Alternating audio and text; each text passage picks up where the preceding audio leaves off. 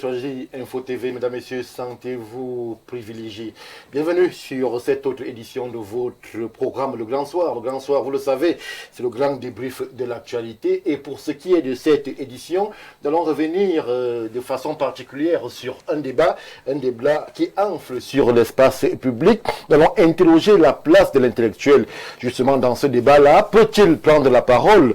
Peut-il exercer sa science en dehors des amphis, ou est-ce que cette parole devrait s'arrêter? Nous allons donc questionner la place de l'intellectuel dans le débat public au Cameroun. Nous irons aussi en deuxième séquence sur une autre strate de l'actualité, celle-là qui met en avant l'État du Cameroun, l'administration, le ministère d'administration territoriale qui décide de façon précise et singulière justement de donner un grand coup de pied dans la fourmilière où l'on observe beaucoup d'églises clandestines qui opèrent en défiant quasiment les bonnes mœurs et même la loi. On va donc évoquer ces églises clandestines et surtout cette offensive de l'administration. Lorsque le menu est présenté, chers messieurs, chères dames qui nous regardez de par le monde, nous allons vous préciser que Info TV est disponible partout, dans tous les bouquins. Nous allons préciser que nous sommes sur Canal Sat, nous sommes sur Facebook, nous sommes sur YouTube. Et nous allons aussi, et vous le savez d'ailleurs, que Le Grand Soir est votre émission essentiellement interactive, où justement votre parole compte. On part au break et on revient tout de suite après.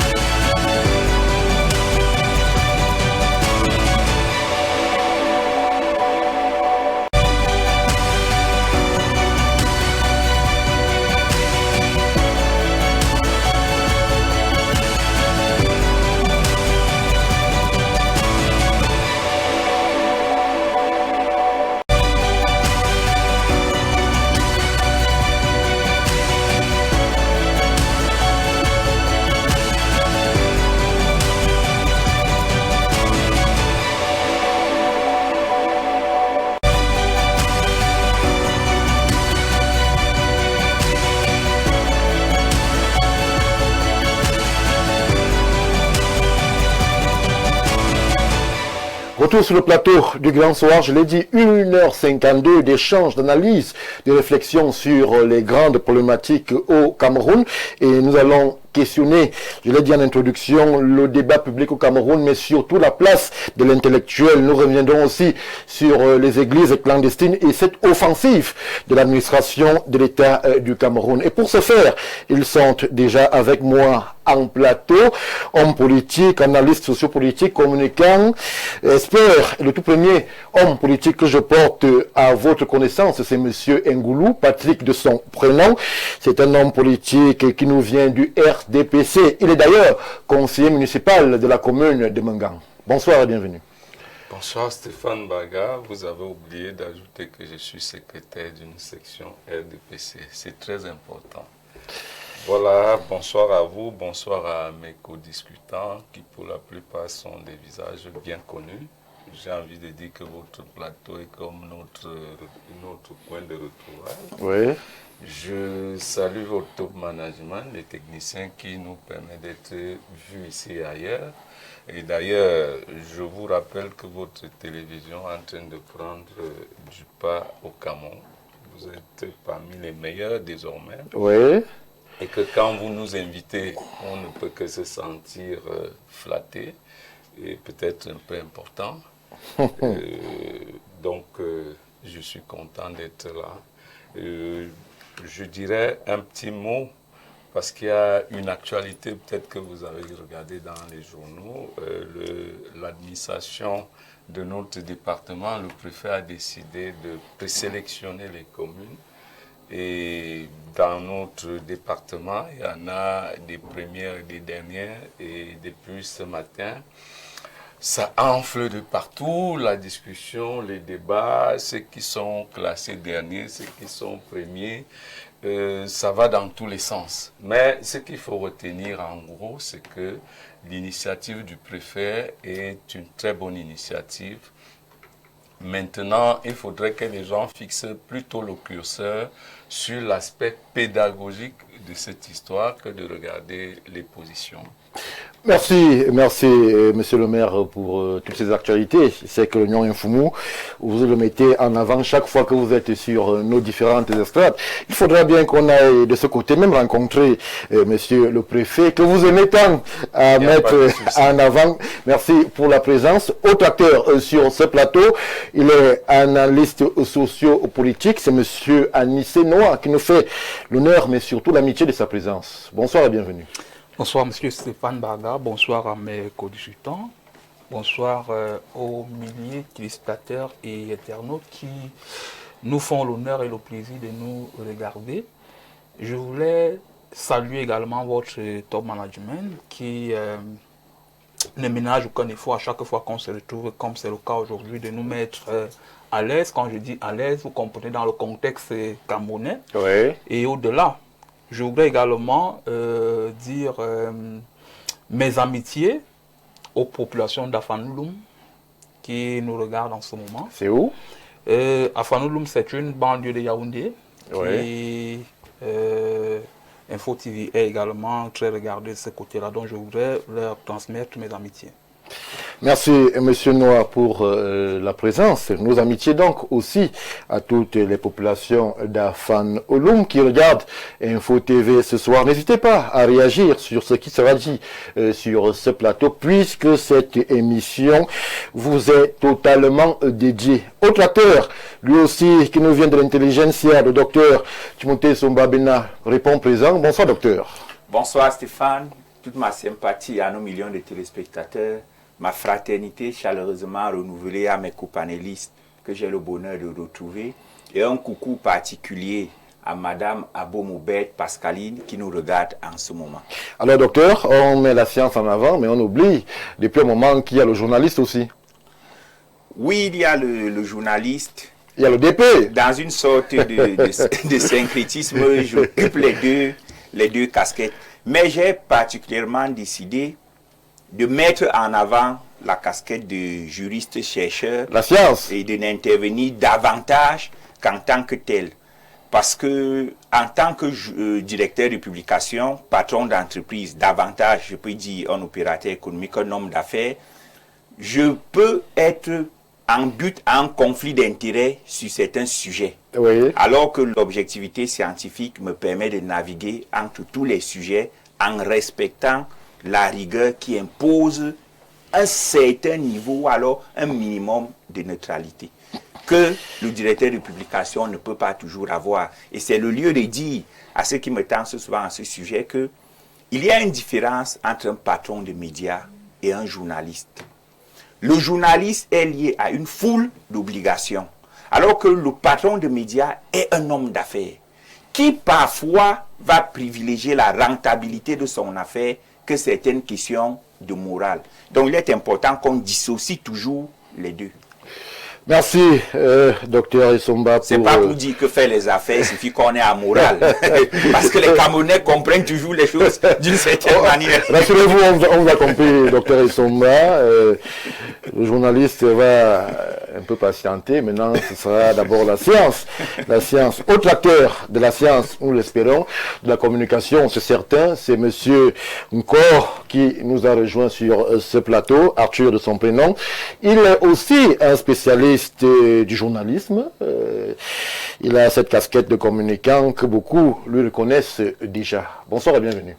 Bonsoir Stéphane, bonsoir au plateau. Je vous remercie une fois de plus de m'associer à ce débat qui, comme l'a dit un précédent orateur, est en train de prendre le pas sur plusieurs autres, surtout à cette tranche d'antenne. Oui. Merci, monsieur, encore pour la présence en ces lieux. Je l'ai dit, nous allons en introduction et en première séquence de cette édition du Grand Soir revenir donc sur le débat public au Cameroun. C'est vrai qu'il est très animé, il est, je ne vais pas dire endiablé, ce ne serait pas la bonne expression, mais ça va quasiment dans tous les sens et on va revenir de façon approfondie sur certains acteurs, les intellectuels et surtout la prise de parole publique d'un intellectuel. Je vais commencer par vous, monsieur le maire Ngoulou. Alors, pour que ceux qui nous regardent par le monde, puisqu'Info TV est désormais suivi à travers le monde, on soit sur la même longueur d'onde. Est-ce qu'on peut savoir on pose les jalons de notre réflexion. Qu'est-ce qu'un intellectuel?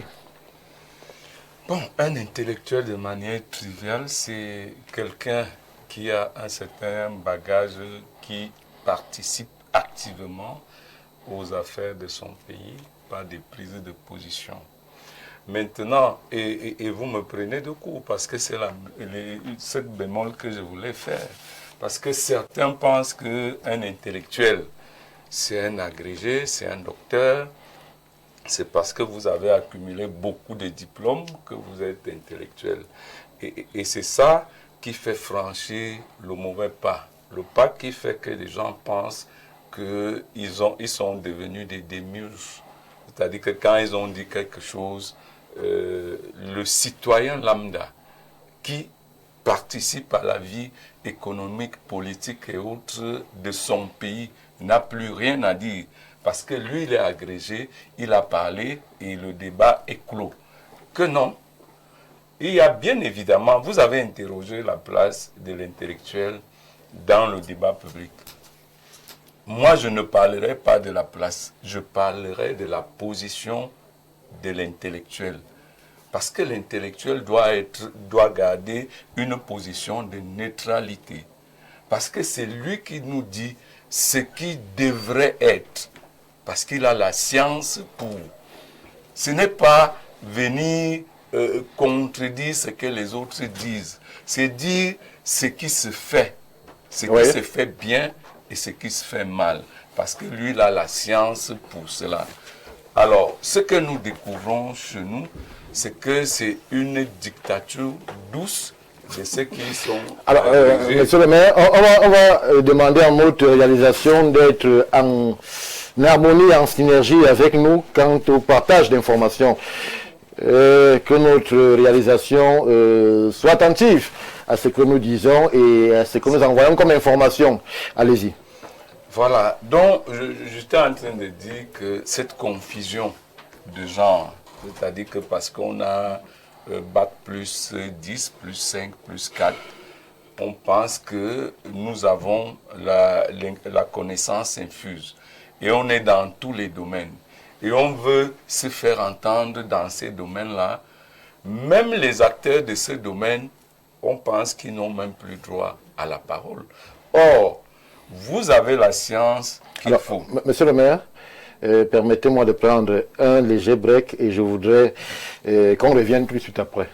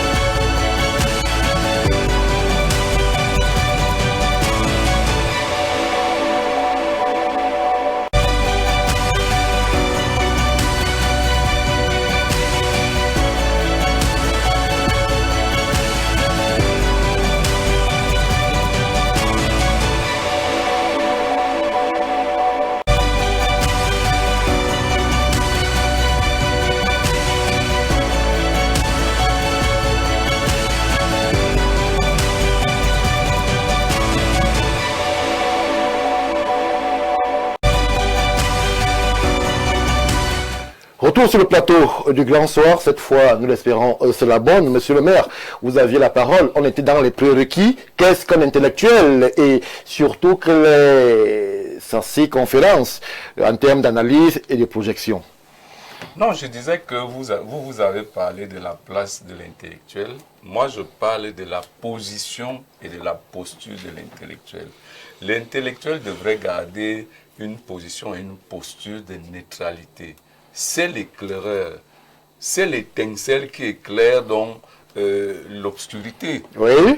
Quand l'éclair devient un problème, c'est-à-dire que au lieu de nous montrer le chemin, il pense qu'on peut se perdre et que lui seul est le guide et peut se retrouver là où il se retrouve.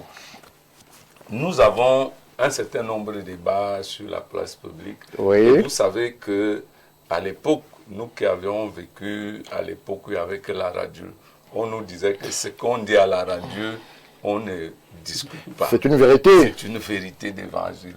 Alors, imaginez-vous, nous sommes partis de la radio à la télé, c'est-à-dire que l'image, et nous avons eu certains de ces intellectuels comme enseignants dans nos universités.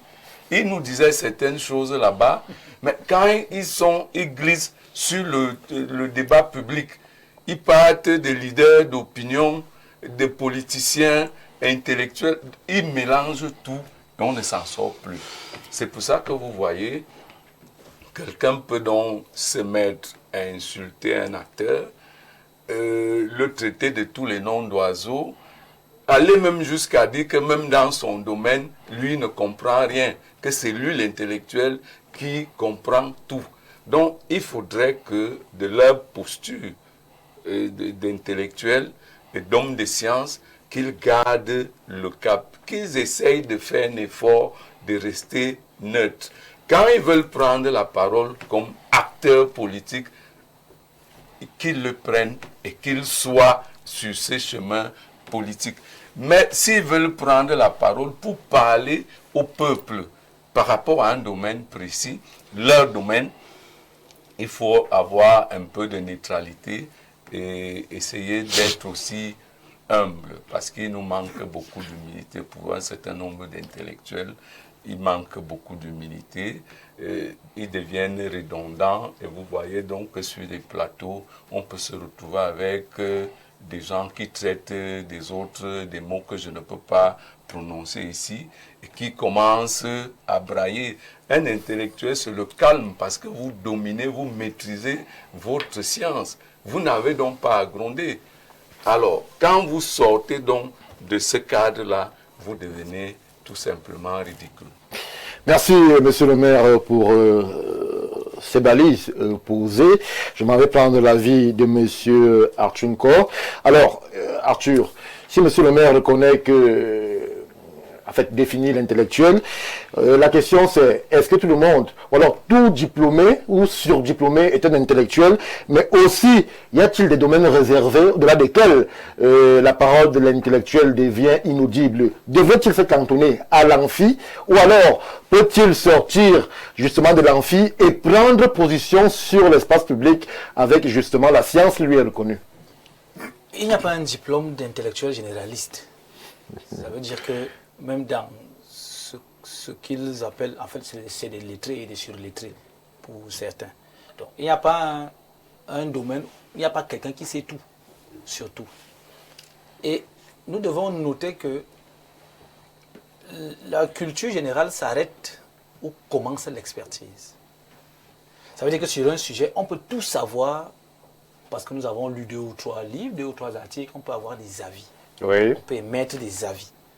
Mais une fois qu'on a dans l'expertise de ce domaine, nous qui n'avions que des avis au départ, nous reculons pour laisser les experts parler. Or, ce qu'on constate aujourd'hui dans notre débat public, c'est que nous avons, et ils sont connus, ils sont moins d'une dizaine, qui parlent de tout, qui savent tout, et qui ont tout fait dans leur tête. Ça veut dire que vous avez des gens qui savent comment on est DG, sans jamais avoir été DG. Des gens qui vous parlent de performance en entreprise, sans jamais avoir administré un poulailler. Donc, alors, est-ce que le fait de n'avoir pas été administrateur ou de n'avoir pas été directeur opérationnel vous déniez toute expertise ou alors tout regard avisé sur une question de management, puisque c'est l'actualité que vous évoquez? Monsieur Baga, la théorie dit, la pratique prouve. Donc, il n'y a pas un discours qui dépasse la pratique. C'est pour ça que les entrepreneurs sont aujourd'hui de plus en plus sollicités pour faire des séminaires. Parce qu'eux, ils vivent la réalité. Toutes les théories qu'on enseigne à soi, en sciences économiques, en sciences, ça n'a pas de valeur tant que vous n'avez pas éprouvé ça. Oui. Or, beaucoup de nos intellectuels parlent seulement. Ils parlent seulement. Et les quelques, je ne vais pas citer de nom pour ne pas offenser des gens. Vous ferez bien de ne pas mais citer les le nom, quelques monsieur universitaires qu'on a souvent placés donc en avant dans certains sujets qu'ils expliquaient, fort à propos à la télé, se sont trompés. Aucune réforme n'a marché.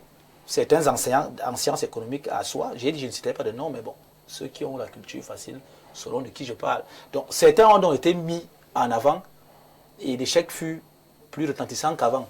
Donc, il est peut-être temps que nous faisions comme monsieur le maire a dit tout à l'heure, que nous faisions preuve d'humilité, un peu, de temps en temps. Parce qu'aujourd'hui, le ministre du Travail et de la Sécurité sociale, qui n'est même pas fonctionnaire, aujourd'hui, en matière de dialogue social et en matière de maîtrise du climat social, est au-dessus de la moyenne. Et pourtant, s'il fallait suivre le schéma de nos intellectuels, on aurait dû lui demander d'abord au moins d'être sorti de l'ENAM, l'administration du travail, pour pouvoir négocier avec des grévistes. Donc vous voyez bien qu'il n'y a aucun lien. Et certainement, en avançant l'émission, on pourra apporter d'autres éléments pour battre en brèche justement ces analyses un peu trop péremptoires et parfois pédantes qui ne servent pas le débat public. Merci Arthur Nkor. Alors, docteur Essomba, c'est vrai que la question commence à avoir écho. Jusqu'où peut aller l'intellectuel sur une question publique, puisque désormais ils sont sortis des amphis. Il y a des noms qui peuvent revenir de façon récurrente. Ils prennent position, ils analysent du haut de leur expertise, du haut de leur parcours, du haut de leur science. Mais jusqu'où peut aller justement la prise de position publique de l'intellectuel? Lorsque l'on sait qu'au Cameroun, plusieurs débats meublent l'actualité, mais on a l'impression aussi qu'à bien des égards, certains, ou alors beaucoup, en termes d'analyse, vont ici et là sans que la parole, ou alors le poids de la parole de l'intellectuel pèse dans le débat. Jusqu'où parle l'intellectuel? Merci Stéphane Barga pour votre question qui nous plonge au cœur même de la définition historique du mot intellectuel. À la base, l'intellectuel, c'est celui qui fait preuve d'intelligence dans ses agissements. À partir de cet instant, on a observé plusieurs catégories. C'était des grands littéraires, des grands savants, bref, des hommes de science ou des hommes d'art. Des grands peintres, les Léonard de Vinci et autres, des grands philosophes. Moi, j'aime bien citer Mongo Betty. Mongo Betty au Cameroun et j'en passe. Mais depuis l'affaire Dreyfus, du capitaine Dreyfus en France en 1898, la notion en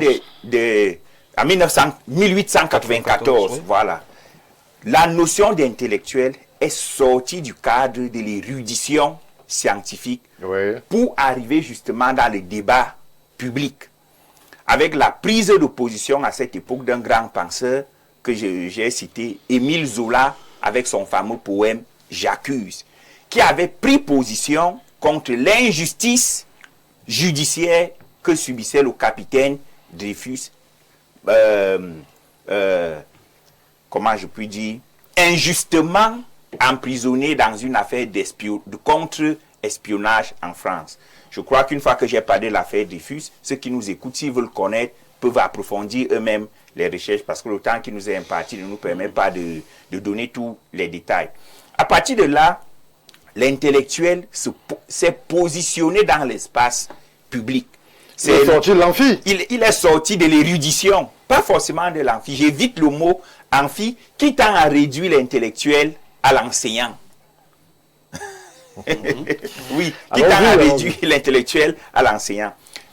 Une fois que je l'ai dit, on va donc observer, selon ma systématisation, 4 catégories d'intellectuels. Les intellectuels par nature, les enseignants, les chercheurs, les enseignants, les chercheurs, les hommes de science. Les intellectuels par manière, par exemple les experts. Un expert comptable est d'abord expert comptable, mais il peut participer à des séminaires pour former des gens. Cette manière de faire fait que c'est un intellectuel. Autre intellectuel par manière, un médecin. Vous avez des médecins qui sont d'abord des universitaires, qui sont à l'hôpital, mais qui viennent aussi enseigner. À côté de ça, on a donc les intellectuels par destination. C'est le cas de la société civile, c'est le cas du clergé. Et enfin, on a les intellectuels par finalité. C'est le cas du journaliste. il n'a pas vocation à enseigner. Mais la finalité imputée à son activité fait que c'est un intellectuel. Parce qu'il participe à la formation de l'opinion, il peut dénoncer quand il le faut. Il forme et informe. C'est donc un intellectuel par finalité. Et entre eux, il y a encore eu d'autres catégories. Les intellectuels que l'on peut qualifier d'universels, ceux qui prennent donc la parole sur tout ce qui ne les regarde pas. C'est la logique de Jean-Michel Sartre, qui voudrait que l'intellectuel se mêle de tout ce qui ne le regarde pas. On peut les qualifier d'intellectuels savants.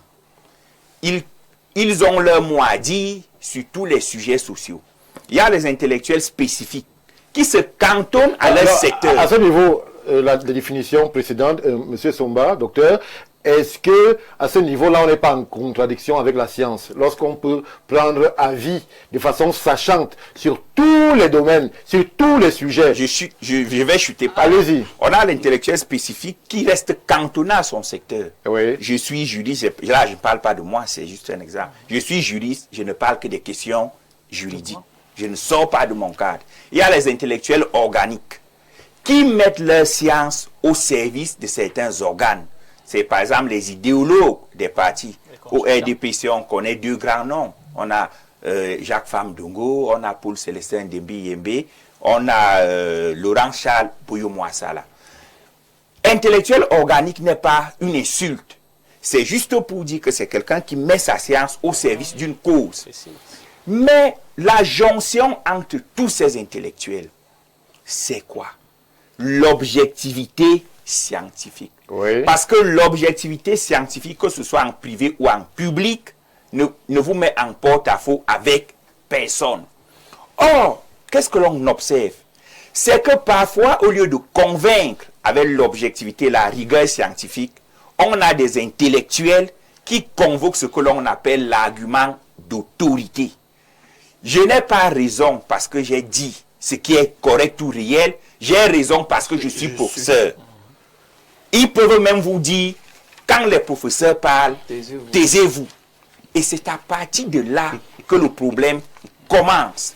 Parce que même un non-diplômé peut être un intellectuel en fonction de sa culture. C'est vrai que c'est la question que je m'apprêtais à vous poser, docteur Essomba, est-ce qu'un non-diplômé peut se prévaloir du statut d'intellectuel lorsque l'on sait que le cheminement qui est plus ou moins validé et qu'on soit bardé de diplômes pour être qualifié ou alors certifié comme un intellectuel. Comment est-ce qu'un non-diplômé peut s'asseoir à la table où les professeurs, les docteurs, les agrégés s'asseyent? Vous avez tous lu Jacques Prévert avec sa fameuse œuvre Parole. Un menuisier qui n'a même pas eu le CEP, c'est-à-dire le certificat d'études primaires élémentaires de l'époque, mais qui, par une poésie originale, a séduit le monde entier. Parce qu'il parlait avec un langage subliminal que parfois certains érudits diplômés ne parvenaient pas à comprendre. Il a créé tout un courant de pensée politique qu'on appelle la poésie libre. Il est sorti des vers avec les rimes et autres, mais son engagement pour les causes sociales l'a érigé au Panthéon. Donc, il ne faudrait pas que le débat public soit confisqué par les diplômés. Et c'est là où je suis totalement d'accord avec Arthur. Sans diplôme, d'où est-ce que vous vient l'autorité pour vous exprimer? Peut-être la question c'est, vous parlez en tant que qui dans le langage courant au Cameroun? Vous n'êtes ni diplômé ni érudit, mais vous prenez la parole et vous voulez qu'elle soit acceptée en public. Vous parlez en tant que qui, docteur Essomba? Je suis d'accord que pour prendre la parole en public, le premier critère c'est la légitimité. Mais de quelle légitimité on parle? Est-ce la légitimité certificative liée au diplôme ou est-ce la légitimité d'abord en tant qu'humain, citoyen ayant le droit de prendre la parole en public, ou alors ou tout au plus l'autre légitimité qui est la culture générale et l'engagement social. Je vais vous prendre un cas. Pour clore le propos, vous avez un non-diplômé, mais qui depuis 20 ans s'est engagé dans les causes sociales, dans l'humanitaire.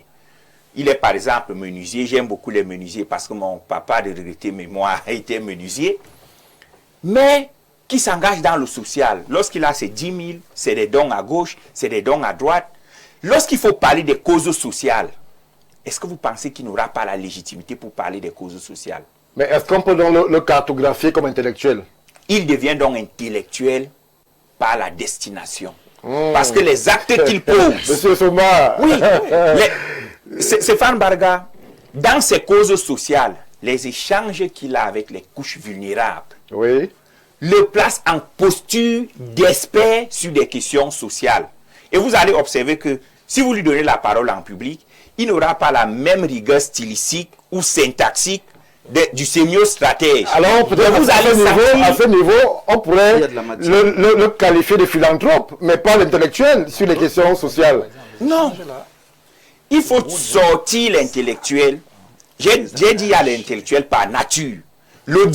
Tout diplômé à la base se veut être un intellectuel.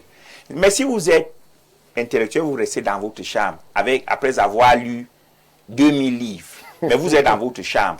Vous n'impactez pas. Oui. Parce que la question de l'impact est éminemment importante. Oui. Si vous n'impactez pas, est-ce qu'on peut vous ranger dans la catégorie des intellectuels? Merci, docteur. Une réaction parmi les milliers qui sont déjà parvenus sur nos différentes plateformes. N'hésitez pas à réagir. On va faire l'effort de relayer toutes les contributions. Un téléspectateur parmi les plus crédibles nous dit ceci: salut le panel, faisons bien la différence entre un intellectuel et un diplômé ou universitaire. Un intellectuel est une personne capable d'apporter une solution à laquelle son entourage fait face, qu'il soit diplômé ou non. C'est monsieur Vin qui réagit à ce qui est dit sur ce plateau. Alors, je m'en vais vers vous, monsieur Noah, puisqu'il est question qu'on épilogue sur l'intellectuel et surtout le débat public au Cameroun. Quelle place pour l'intellectuel? Alors, est-ce que vous avez l'impression, lorsque vous qui êtes attentif à l'actualité dans notre pays, est-ce que vous avez l'impression que l'intellectuel camerounais est resté neutre, objectif face aux grandes questions qui meublent l'actualité au Cameroun? Est-ce que l'intellectuel parfois n'est pas partisan? Stéphane Barga, lorsque j'ai partagé l'affiche de cette émission sur mes réseaux sociaux, un internaute a réagi et a dit quelque chose de pertinent. Le débat sur la place de l'intellectuel,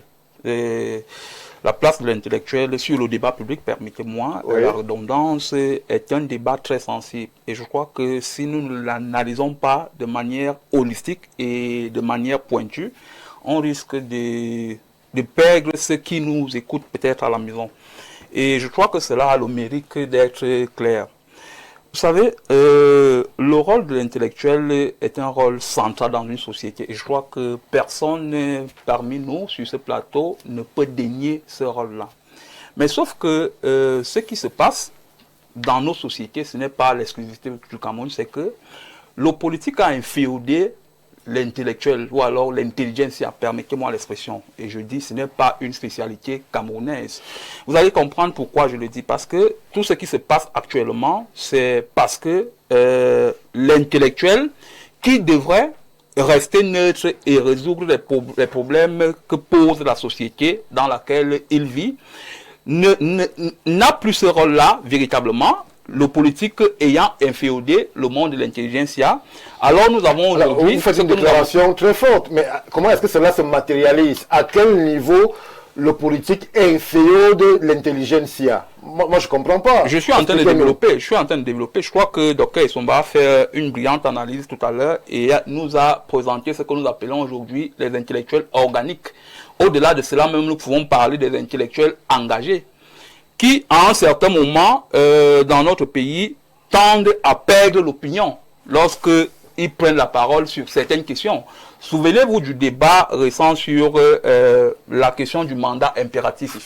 J'avoue que moi qui suis profane dans le domaine du droit, moi je n'ai rien compris sur ce débat-là, parce que nous avons eu des intellectuels qui sont sortis en fonction de leur sensibilité politique, sont venus donner un certain discours qui était peut-être contraire à ce qu'ils enseignent dans les amphis et ont contribué à perdre l'opinion sur cette affaire-là.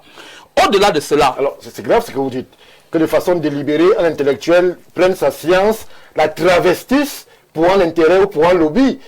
C'est ce que vous dites. Bien évidemment. Je crois que M. Arthur Nkor vous a dit tout à l'heure que nous avons une classe d'intellectuels au Cameroun qui prennent la parole, qui sont intellectuels reconnus sur la place publique et qui prennent la parole en tant que tels, non pas parce qu'ils sont affiliés à un parti politique ou alors à une organisation, et qui s'expriment, mais pour, je sais pas moi, tirer la couverture de leur parti politique ou alors de l'organisation qu'ils servent. Au-delà de cela, je voudrais dire quelque chose de très important, et je crois que c'est le sociologue Max Weber qui le disait. La fonction politique ne s'accommode pas de la fonction intellectuelle. Je crois que c'est deux éthiques différentes. Oui. La fonction politique a une éthique de responsabilité, alors que la fonction intellectuelle a une éthique de conviction. À partir du moment où on est intellectuel et qu'on veut jouer le rôle politique, je crois qu'il y a un enchevêtrement et qui permet à ce qu'on ne puisse plus s'identifier comme intellectuel, mais comme quelqu'un qui est en train de jouer un rôle trouble dans la société.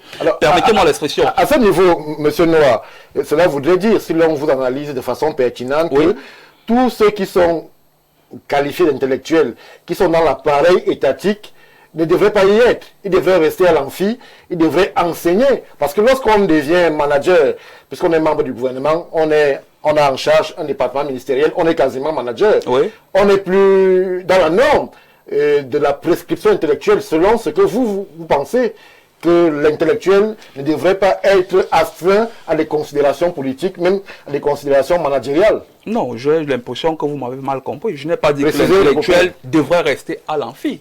J'ai commencé par dire que l'intellectuel, c'est celui-là qui devrait résoudre les questions que pose son environnement. Ça veut dire que lorsque vous êtes intellectuel et que vous êtes directeur d'une société, par exemple, manager d'une société, vous participez à résoudre les problèmes que pose votre environnement. Vous participez à résoudre les problèmes de cette société-là. Mais le bas qui blesse, ou alors le problème se pose à partir du moment où l'intellectuel sort du cadre de résoudre les problèmes que pose son environnement pour corrompre les mœurs. C'est ça le problème. La démagogie, comme M. Nkor le dit tantôt. Je crois que l'intellectuel devrait rester objectif dans ce qu'il fait et dans ce qu'il dit. À partir du moment où l'intellectuel n'est plus objectif, alors j'ai l'impression qu'on sort du cadre de l'intelligentsia et on se positionne comme un acteur de la société, mais pas comme un intellectuel. C'est ça que je suis en train de dire. Mais au demeurant, je crois que l'intellectuel est celui-là ou alors le pilier de la société et même l'éclaireur de la société. Oui. C'est ça que je suis en train de dire. Et en tant que tel, on ne peut pas dénier le rôle de l'intellectuel dans la société. On ne peut pas lui refuser de prendre la parole. Parce que lorsqu'il prend la parole, il est censé éclairer les masses. Il est censé... À quel niveau devrait donc se situer sa parole? Si lorsque il la prend, il peut être taxé de partisan ou alors inféodé, à quel niveau devrait-il prendre la parole et à quelle circonscription sa parole devrait rester? La neutralité. Un intellectuel, lorsqu'il prend Comment la parole... l'évalue? Vous avez cité un débat, le mandat impératif. Oui. Tout le monde semblait maîtriser de quoi il parle. Tout le monde semblait avoir la loi, avoir la science de son côté. Lorsque vous dites neutralité, on a vu ce débat sur l'espace public au Cameroun et chacun des professeurs agrégés qui ont pris la parole, chacun disait parler avec argument de science. Monsieur Noah. Monsieur Mbaga, je crois que quelqu'un disait le bon sens. Je crois que quelqu'un disait le bon sens est la chose la mieux partagée.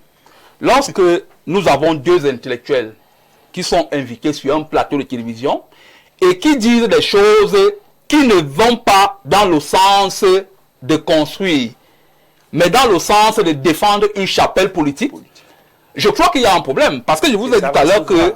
Je crois qu'il y a un problème. Parce que je vous ai dit tout à l'heure que dans cette histoire de mandat impératif-là, je ne crois pas que je suis seul. Beaucoup de Camerounais n'ont véritablement pas compris ou alors n'ont pas compris la quintessence du message que voulait nous transmettre l'intelligentsia.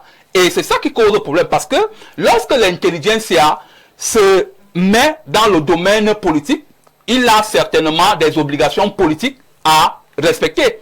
Et à partir du moment où ces obligations politiques ne sont plus respectées, je crois qu'il peut être frappé par son appareil politique.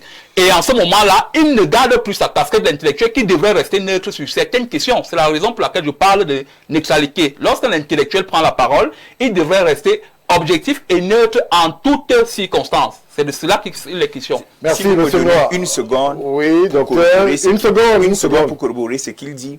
Bourdieu disait que l'intellectuel est un personnage paradoxal qui doit être engagé dans les luttes de son temps sans jamais renoncer à l'exigence scientifique. Qui repose sur quoi?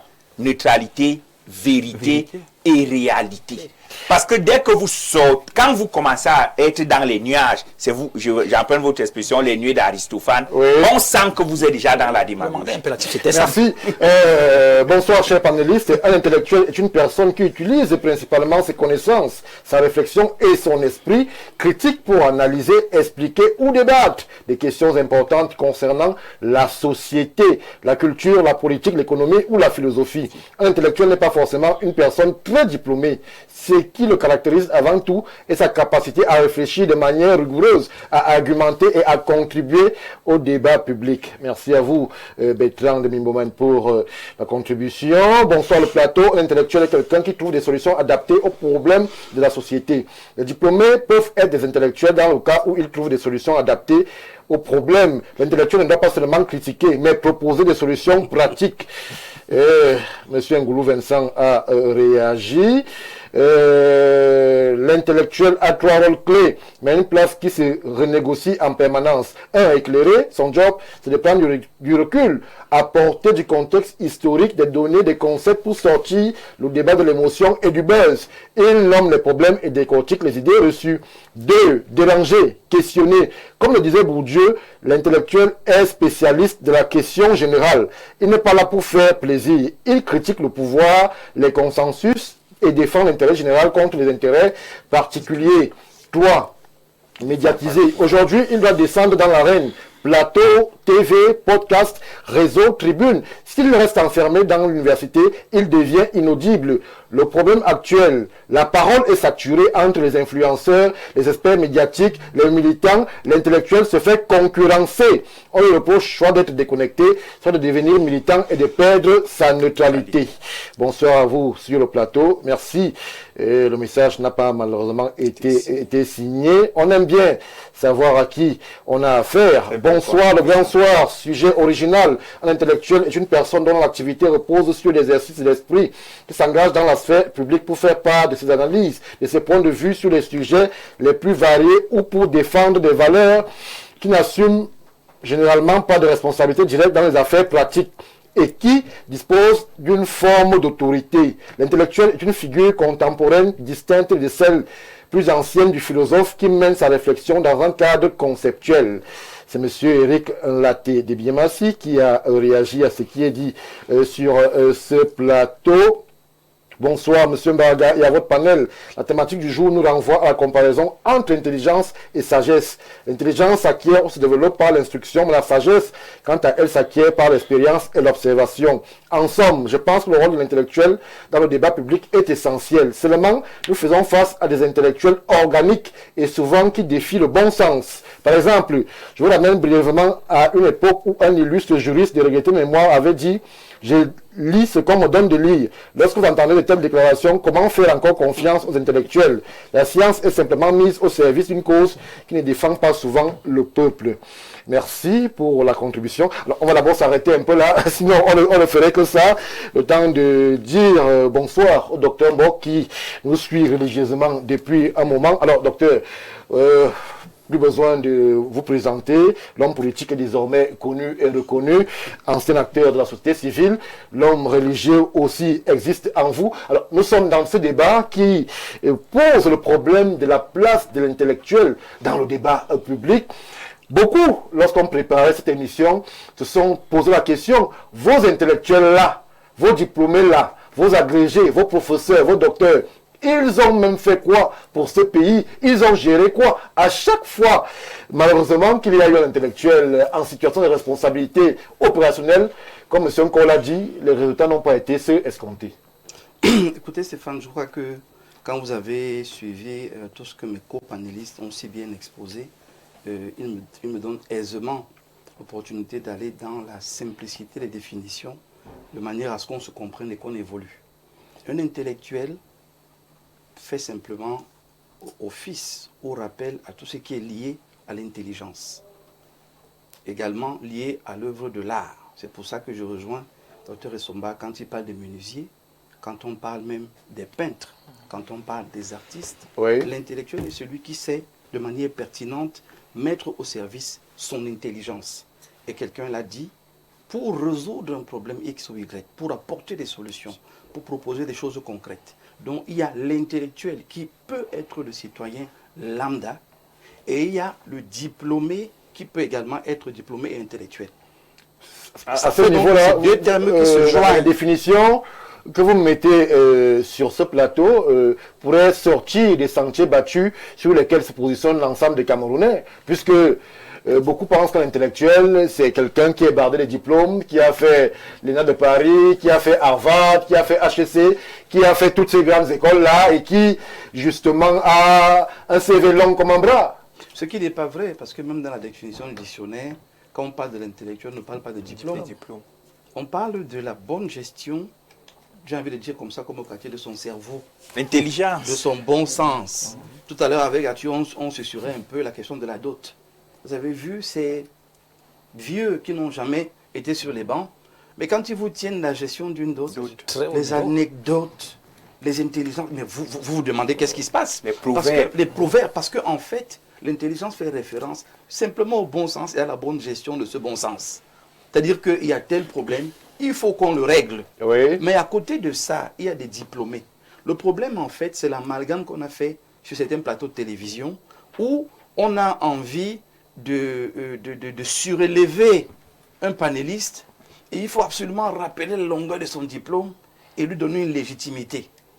Au point où... Est-ce que ça ne s'adosse pas, cette légitimité-là, sur le diplôme, justement? Mais justement... on parle d'autorité. Comment est-ce qu'on parle d'autorité si on n'a pas de d'abord diplôme? l'intellectuel, comme celui qui utilise bien son cerveau, celui qui a une bonne relation avec les autres, celui qui a du bon sens et celui qui participe de manière utile à sa société. Quand quelqu'un n'a pas de diplôme, il n'a pas d'emploi, mais réussit quand même dans un quartier à trouver un moyen de s'acheter une brouette, de devenir celui qui ramasse ses ordures dans chaque maison pour aller verser dans le bac à ordures, c'est un intellectuel. Parce qu'il résout Est-ce qu'au quartier, on va le considérer comme non, intellectuel? laissez le quartier, nous sommes là pour définir et expliquer aux Camerounais. Oui. Aidez-nous à les amener à comprendre la vérité. L'intellectuel est celui qui Et impacte. le quartier là a perturbé beaucoup de diplômés là sur les plateaux. Voilà. Maintenant, le diplômé est celui qui a pris la peine de donner forme et corps à son intelligence. Maintenant, son intellectualité devient physique, matérielle, Il a allé par un certifier. niveau. Il va donc certifier son intelligence. Donc, il est un intellectuel diplômé. On fait la nuance entre les deux et on se comprend bien. Maintenant qu'on sait que le taximan peut être un intellectuel parce qu'il a un avis, il a un apport, l'intellectuel a donc sa place dans le débat public. Oui. Tous les intellectuels ont la place, si tant qu'on vient apporter un plus à la paix sociale, au développement, à la façon de gérer les affaires de la cité, et ainsi de suite. Donc on apporte des idées. Mais vous voyez que la recherche du buzz a fait qu'on crée des conflits, des confrontations, et on a un intellectuel diplômé, pédant, qui va dire à un Timothée Somba que va lire. Va encore lire. Comme s'il ne lisait pas. Mais parce que Timothée Somba n'est pas là pour se chamailler, et c'est ça l'intellectuel, bizarrement. C'est lui qu'on voulait danser, mais c'est lui qui s'est comporté comme l'intellectuel. Il est resté calme. Et le maire le rappelait, l'intellectuel apaise le débat, calme le débat, parce qu'il faut qu'il soit audible. Alors, les intellectuels de salon, c'est moi qui les appelle comme ça, ils ont fini de certifier leur intelligence, ils s'ennuient, et parce qu'ils s'ennuient, ils tombent dans le quartier, dans la rigole.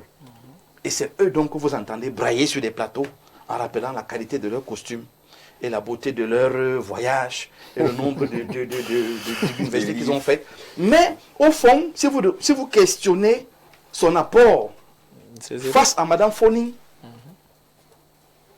il n'y a rien à voir.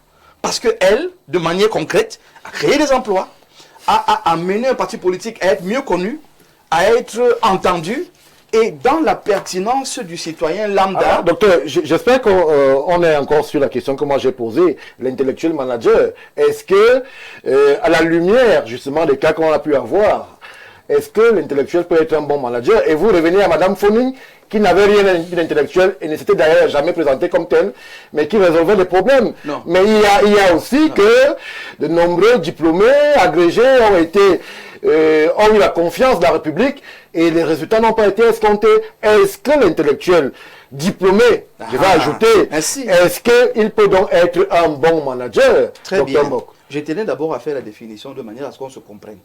Un intellectuel n'est pas forcément diplômé. Maintenant, il y a des intellectuels diplômés. Le diplôme est la certification de votre intelligence. La certification académique. En termes de réflexion de science, quand vous êtes docteur, chercheur, écrivain, on attend de vous un résultat. De la même manière qu'un intellectuel lambda qui opère au quartier.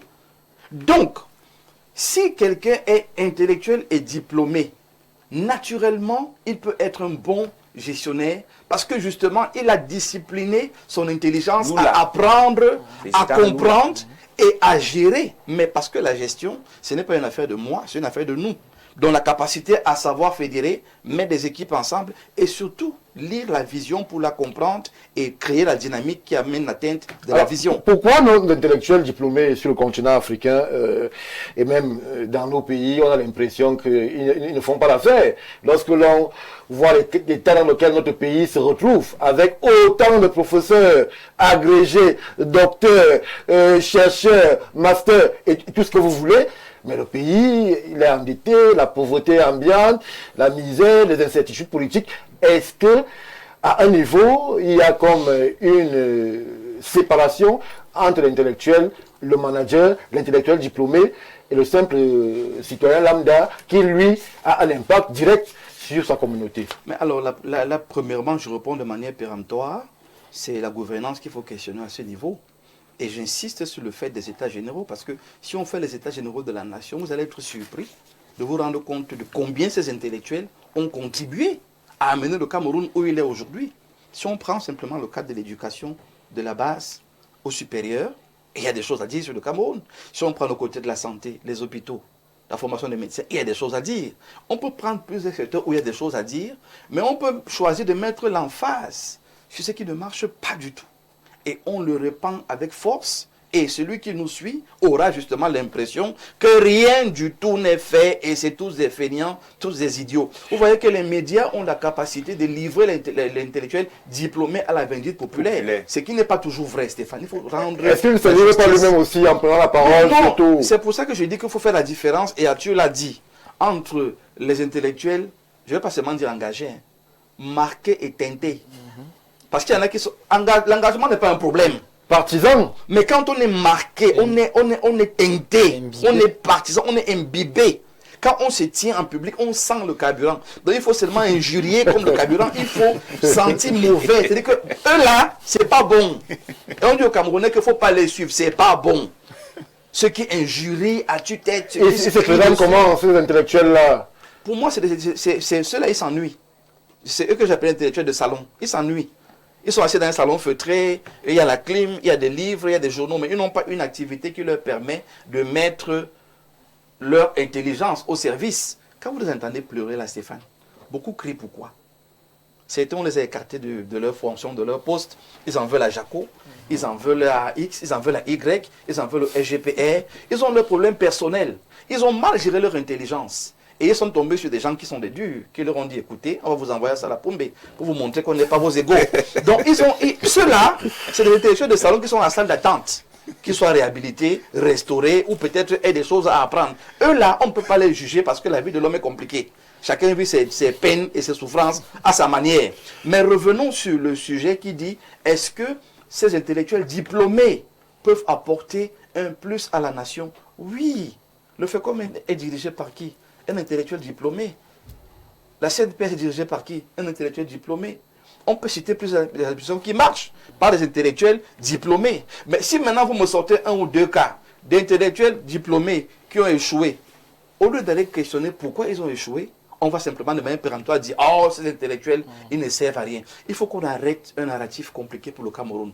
Un intellectuel, je n'ai pas, et un diplômé surtout, c'est quand même une personne qui a payé le prix, qui a fait un sacrifice énorme, qui s'est privé pour aller d'un niveau à un autre, jusqu'à professeur. Ça quand même, quoi qu'on dise d'eux, il faut respecter le sacrifice que ces gens ont fait. Parce qu'ils sont, et le maire le disait, si on prend l'analogie avec la pyramide, ils sont au sommet de la pyramide. Oui. C'est la matrice de la nation.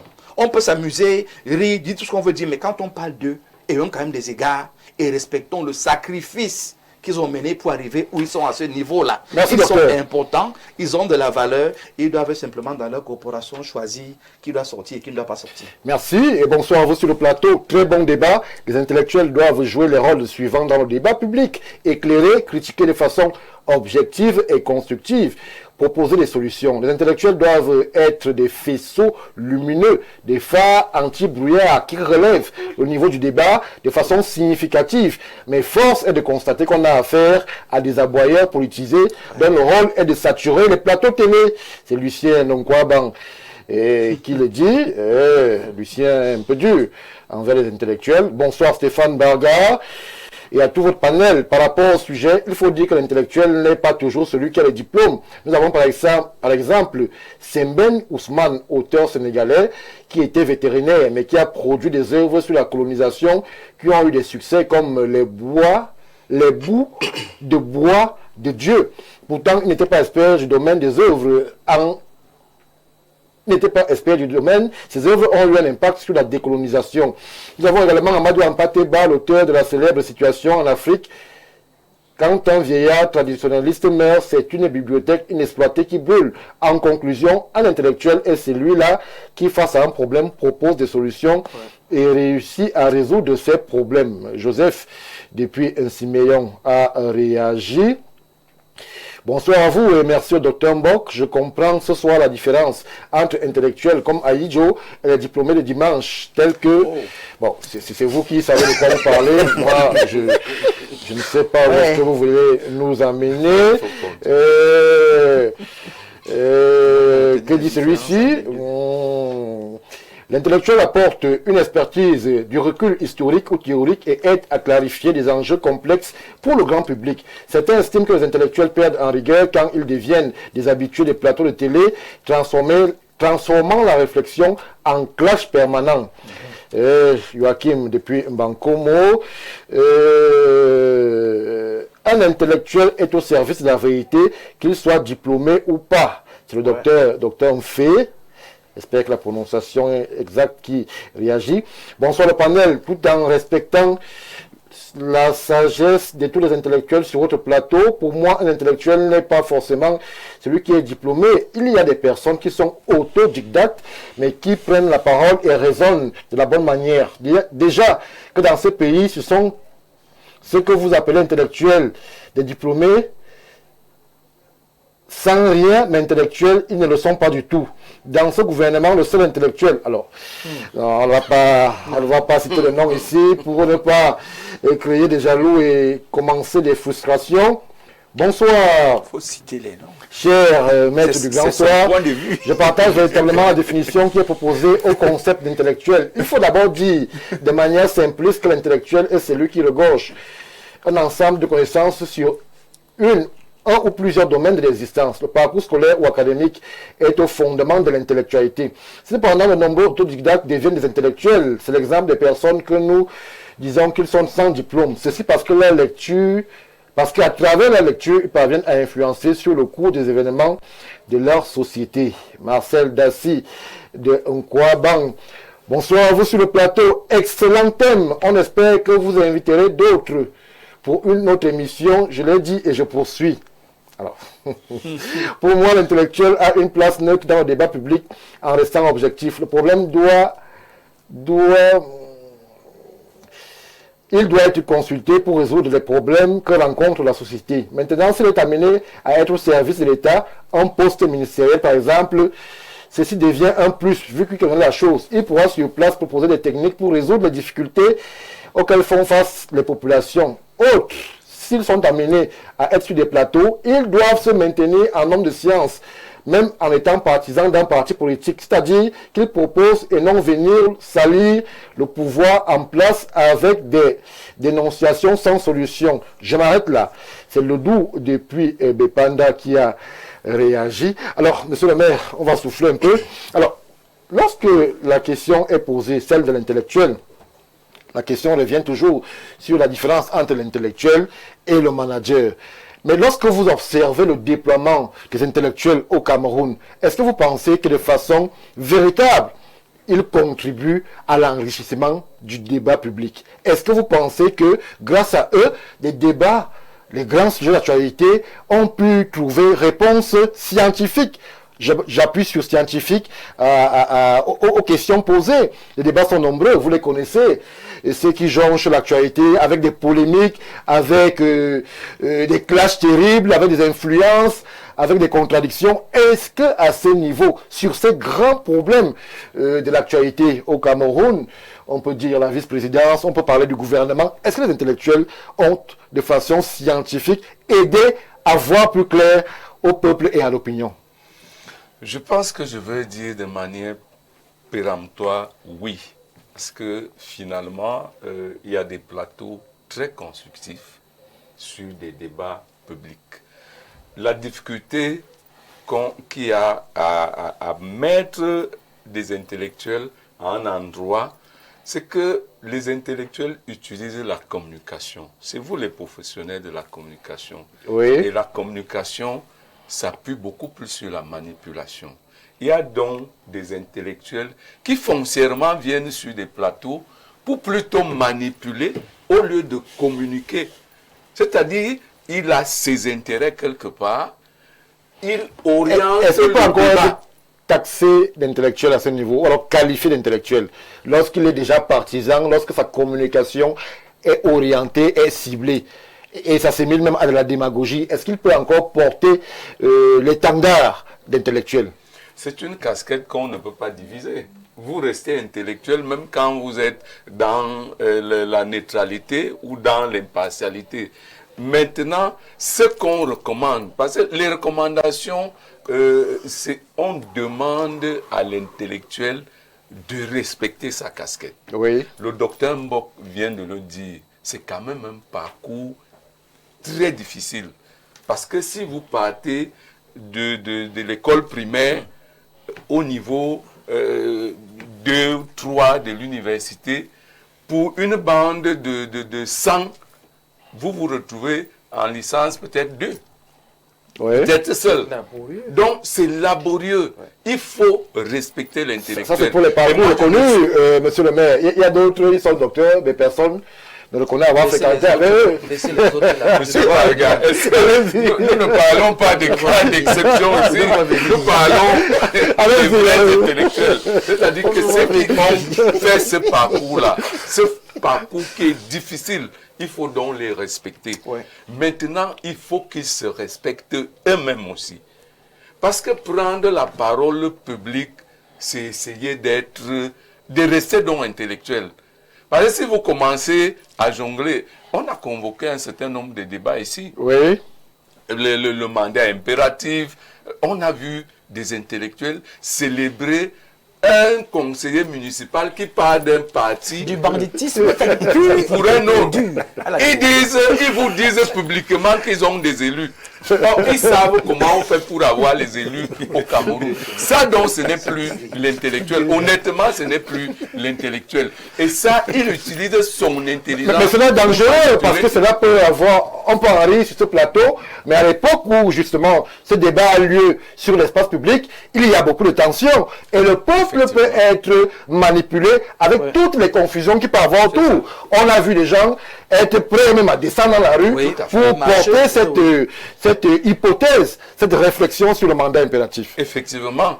Or, les mêmes intellectuels, auparavant, avaient dit que les décisions du Conseil constitutionnel sont des dogmes.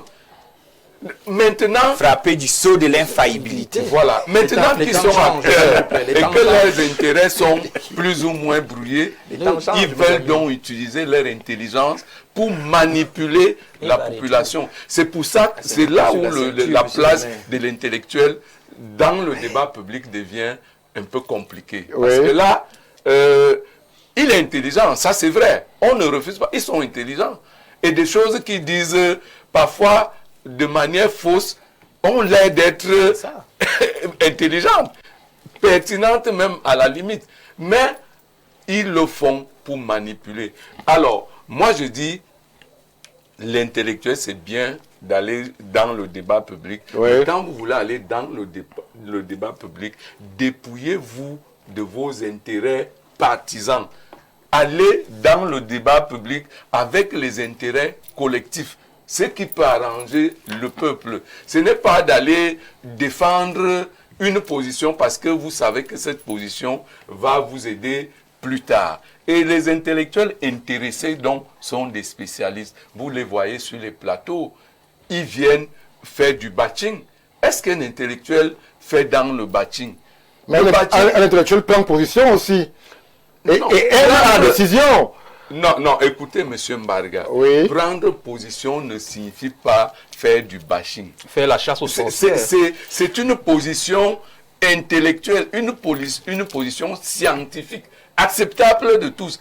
Quand on est scientifique, quand vous prenez position, on se dit scientifiquement, sa position est honnête. Est-ce que le grand peuple a la quintessence, a la capacité de supposer une position scientifique, monsieur le maire? Moi, je me suis professeur agrégé, je viens vous dire que le mandat impératif est une réalité. Est-ce que ceux qui me regardent en Colmé 5, ils auront la capacité de savoir quels sont justement les cas dans lesquels le mandat impératif peut être activé? On sait que le professeur a parlé, monsieur le maire. C'est pour ça, c'est ce que nous condamnons. C'est pour ça que je vous ai dit, quand nous étions petits, on n'écoutait que la radio. On vous disait que ce qui se dit à la radio est une vérité d'évangile. Oh, il y avait des énormités. Ouais. Nous, à notre époque, on ne pouvait donc pas analyser qu'est-ce qui est bien dit, qu'est-ce qui ne l'est pas. C'est pour ça que nous appelons les intellectuels, qui impactent même beaucoup la société camerounaise. Il y a beaucoup de bons intellectuels. Oui. On en a sur ce plateau qui disent des choses, qui font des débats objectifs et honnêtes, dépouillés de leur position politique. Monsieur Mbok, vous connaissez ces positions politiques, mais il ne manque pas de dire des choses correctes, même quand il faut défendre le gouvernement qu'il combat. Donc c'est ça l'intellectuel. Ce n'est pas de venir dire des choses qui vous arrangent parce que vous voulez être ministre. Parce qu'il y en a finalement, ou alors vous voulez partir de DG à ministre. Vous êtes obligé de combattre celui qui est ministre. Vous êtes obligé. On a convoqué certains qui ont démissionné de certains postes pour respecter la loi. Oui. Disait-il. Maintenant, ils font de l'agitation. Ils critiquent les capacités. Ils prennent position sur l'espace public, monsieur le maire. Est-ce que c'est de l'agitation? Ils prennent position sur l'espace public. Je suis d'accord. Ils rappellent la science. Je suis d'accord. Ils sont légalistes. Parfaitement d'accord. Oui. Mais À quel moment on pense d'agitation? La manipulation.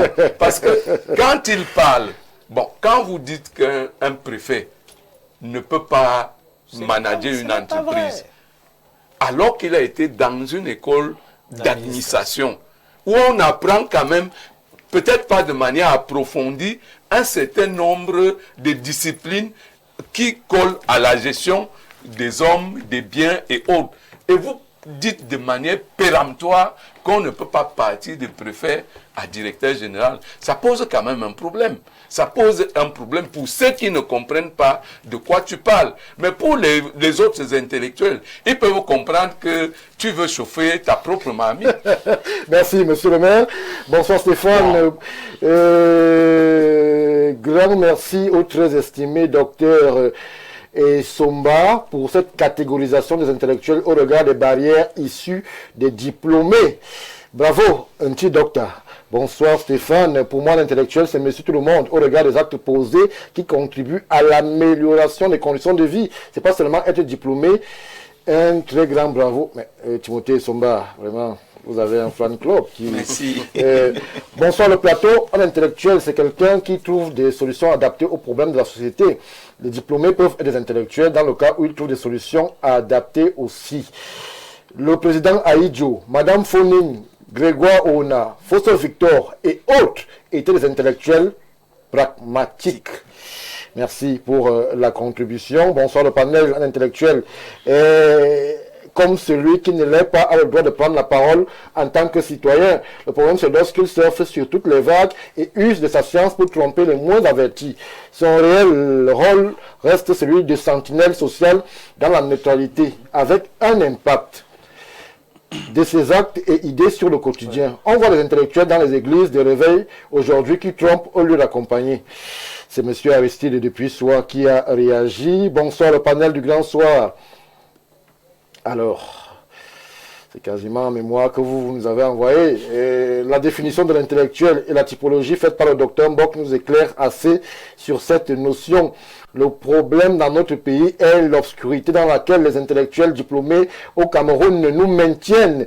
D'une part, les intellectuels du parti au pouvoir qui s'échinent à justifier les égarements et échecs de la gouvernance du gouvernement, et d'autre part, ceux de l'opposition qui ne cessent de critiquer sans retenue. Christian de Soir, je préfère m'arrêter là. Les individus qui exposent les théories abstraites et les hypothèses sur les chaînes de télévision et les stations de radiodiffusion sont-ils les intellectuels? C'est à vous de voir. Ils se revendiquent intellectuels.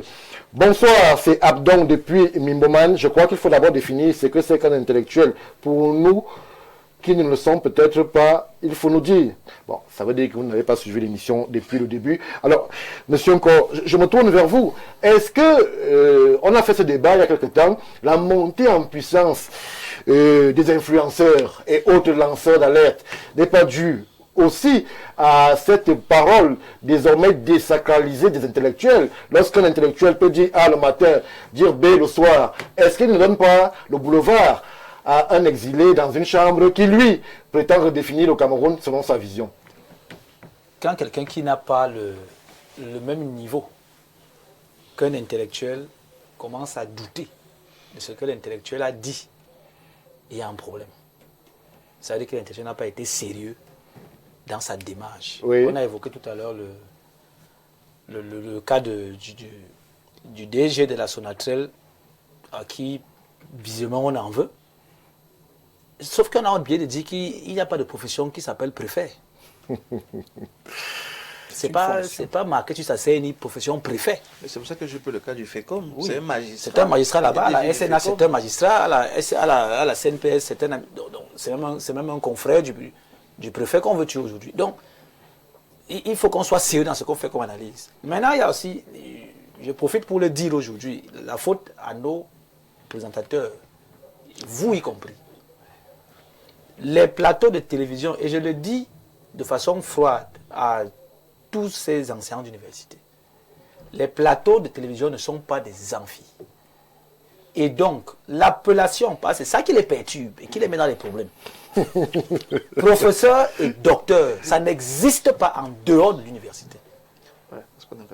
J'attends de me faire contester par eux. Qu'est-ce qu'on fait donc lorsque le docteur est son mari? J'explique. On oublie que le docteur? J'explique. Oui, expliquez-nous. Il s'appelle Monsieur Essumba. Et sous son nom, sous le synthé, Oui. enseignant d'université ou docteur en droit. Vous ne l'appelez pas docteur Essumba sur le plateau. Les seuls qui ont droit à cette appellation en dehors des amphis sont les préposés en médecine. C'est-à-dire que les professeurs de médecine Oui. et les docteurs, les médecins, Oui. sont les seuls qu'on appelle professeurs sur les plateaux, enfin, partout où on veut. Bon, à partir du moment où quelqu'un vient à la C'est-à-dire que les télévision, juristes, les communicants, vous donnez la preuve. c'est monsieur Somba. Je vous prends un cas simple. Oui. Vous ne pouvez pas choisir la France quand ça vous arrange et la laisser quand ça ne vous arrange pas. Vous n'avez jamais vu ça dans un débat à la télévision en France. Vous ne voyez pas ça. Et pourtant, plein de docteurs y passent tous les jours. Plein de professeurs y passent tous les jours. Alain Finkielkraut est professeur d'université. Vous n'avez jamais vu professeur devant son nom. Mais par contre, celui qui était là pendant le Covid, là, il y avait un médecin. Oui. Voilà. Oui. Donc, en fait, c'était. Bon, ceux qui veulent faire, ceux qui veulent écouter, écoutent. Ceux qui ne veulent pas, qu'ils continuent. Mais ça qui perturbe ces enseignants qui donnent l'impression que. Ça dérange à ce que monsieur soit appelé docteur sur le plateau. C'est justement cette posture d'enseignant. Vous savez que l'enseignant est Dieu. entre guillemets. Oui. Ça donne l'impression à un type qui est sur le plateau, qui vous manque depuis le début de sa prise de parole. Et quand vous voulez vous être contre ça, il vous dit, je suis professeur. D'ailleurs, quand j'ai commencé à enseigner, vous n'étiez pas né. Fin de la discussion. Donc, aujourd'hui, il est temps de les prendre tels qu'ils sont aussi. Ce sont des messieurs au civil. Ils ont des noms. Et là, quand il vient sur le plateau, on peut donc le tancer parce que c'est un monsieur qui dit des choses qui peuvent ne pas être correctes. Mais à quel moment est-ce qu'il s'est départi de sa casquette de docteur à l'entrée du plateau? Alors, il n'est pas docteur sur le plateau, mais non, qu'il subisse donc. c'est une révolution à laquelle vous nous appelez. Mon voisin, monsieur Noir, Oui. a pris tout à l'heure un exemple, et qui me chagrine jusqu'aujourd'hui. Le mandat impératif.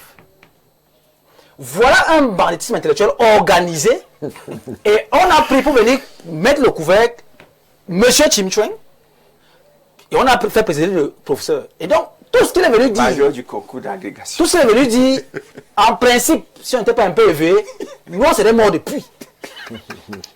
Parce qu'il nous a dit que le MSC a des élus. Est-ce que c'est vrai? Entre nous, ici, est-ce que c'est vrai?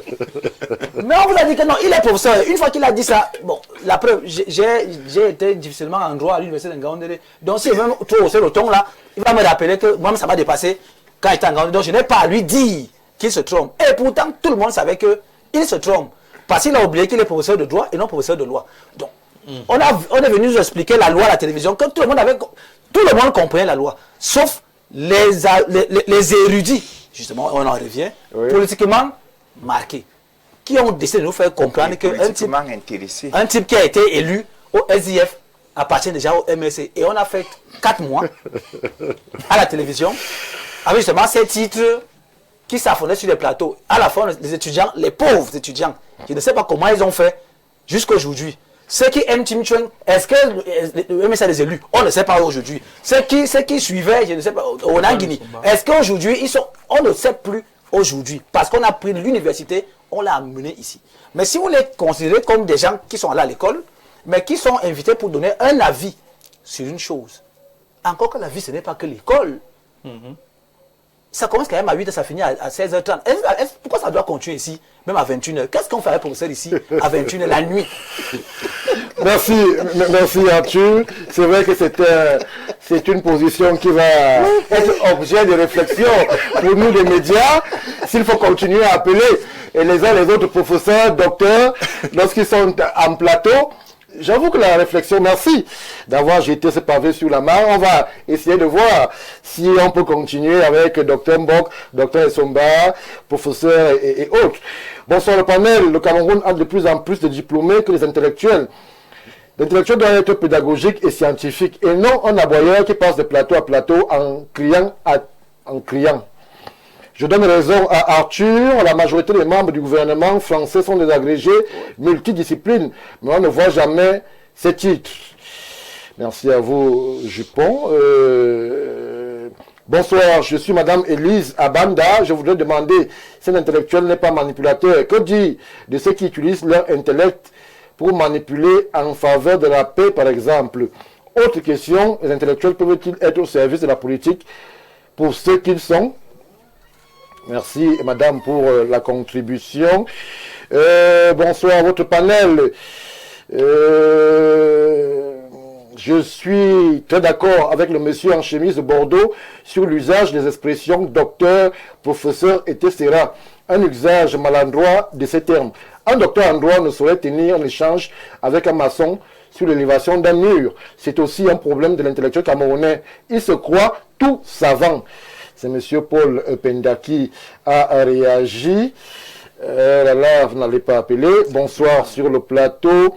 La présence dans les débats publics des intellectuels diplômés ou non est très importante pour une société comme la nôtre où il n'existe pas une structure de vulgarisation de la recherche. Le problème d'aujourd'hui, c'est notre société, du fait que certains sont des politiciens et donc perdent leur objectivité. Les médias, du fait de la recherche, une forte audience, catégorisent les intellectuels. Le public a très souvent des idées arrêtées et tend à lapider ceux qui disent ce qui ne l'arrange pas. Merci pour la contribution. Alors, Monsieur Somba, puisque désormais ça va être... Docteur Somba, L'intellectuel aujourd'hui semble être à la croisée des chemins, celui du Cameroun particulièrement, puisque les enjeux qui attendent le pays sont des enjeux sérieux, importants, où la société a besoin de repères. Est-ce que vous pensez que l'intelligentsia camerounaise, eu égard à tout ce qu'on a évoqué ici, prête à pouvoir être au rendez-vous de l'histoire? L'histoire ici, en tant que guide, en tant que phare pour justement la société camerounaise. Les intellectuels camerounais sont-ils prêts à accompagner toutes les mutations qui s'annoncent dans le ciel Cameroun? La multiplication ou la densification des universités et des établissements scolaires, parce que nous ne nous limitons pas aux universités, les enseignants, à partir de l'éducation de base, montre que le politique même a mis l'intelligentsia au cœur des politiques publiques. Je suis pour et contre Arthur en même temps. Pourquoi? Voilà, c'est un exercice difficile là. En 30 secondes, quand vous achevez votre soutenance, le jury vous décerne un grade, un titre de docteur. Quand vous passez le concours d'agrégation, le jury vous décerne le grade de maître de conférence agrégé. Ça devient un identifiant qui permet de vous présenter. Mais ça ne doit pas être un argument d'autorité. Le problème, c'est que quand votre titre devient un argument d'autorité, au lieu d'être un argument de conviction, vous allez vous faire contredire par quelqu'un. À ce niveau, docteur Somba, le professeur Tim Chuen qui vient et présente le mandat impératif. C'est là où je viens. Comment est-ce qu'on peut le lui contester là où je alors viens. qu'il a le feedback nécessaire pour justement... J'y viens justement.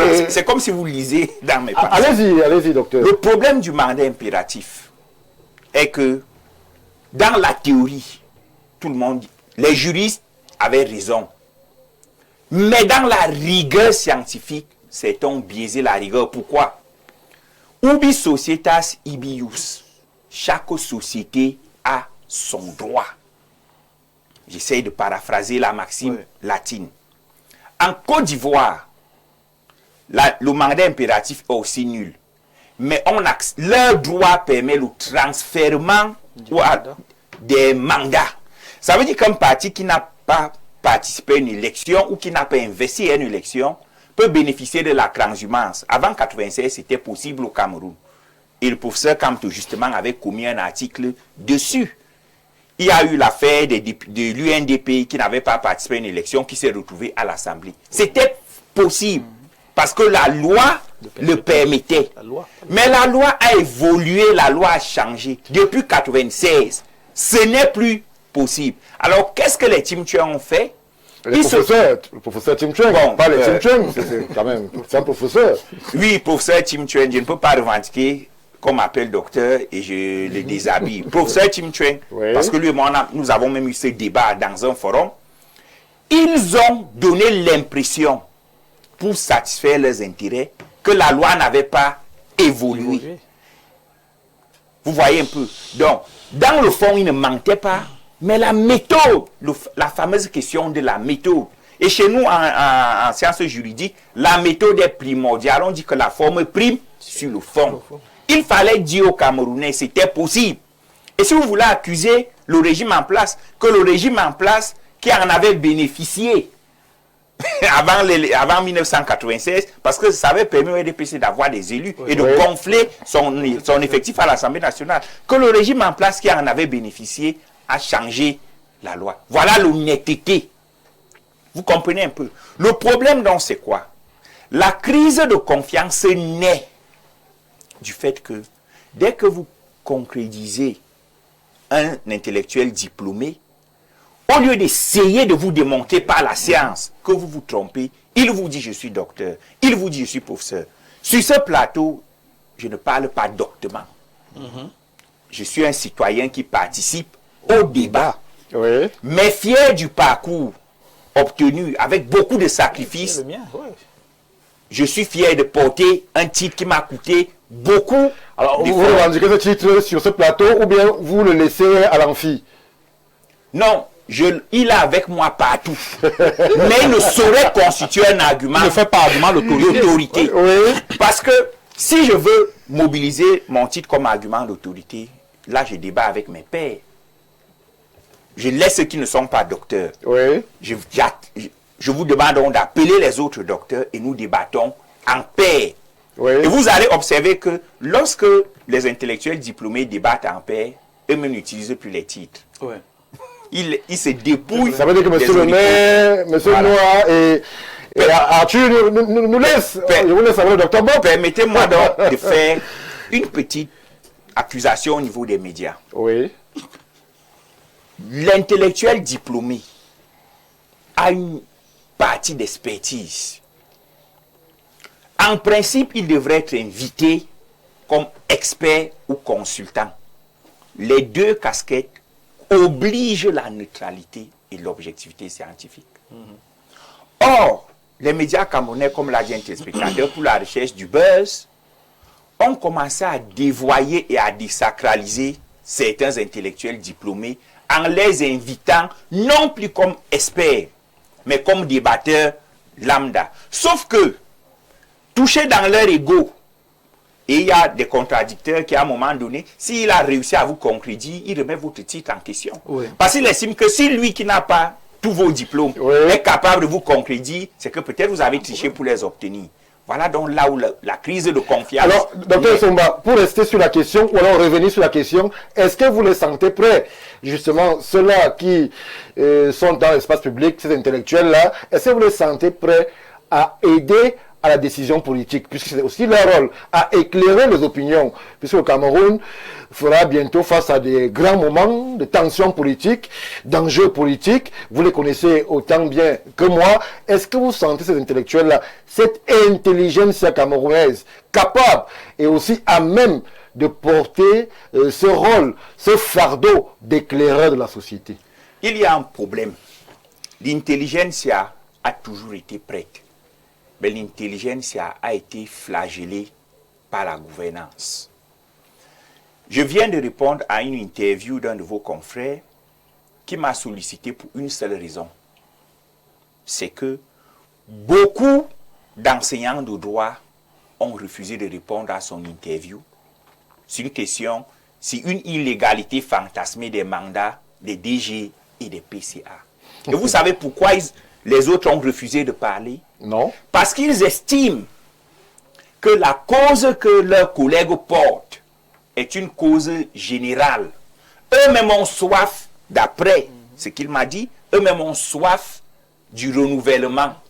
Et ils se disent que s'il faut procéder au renouvellement, eux-mêmes peuvent avoir des postes.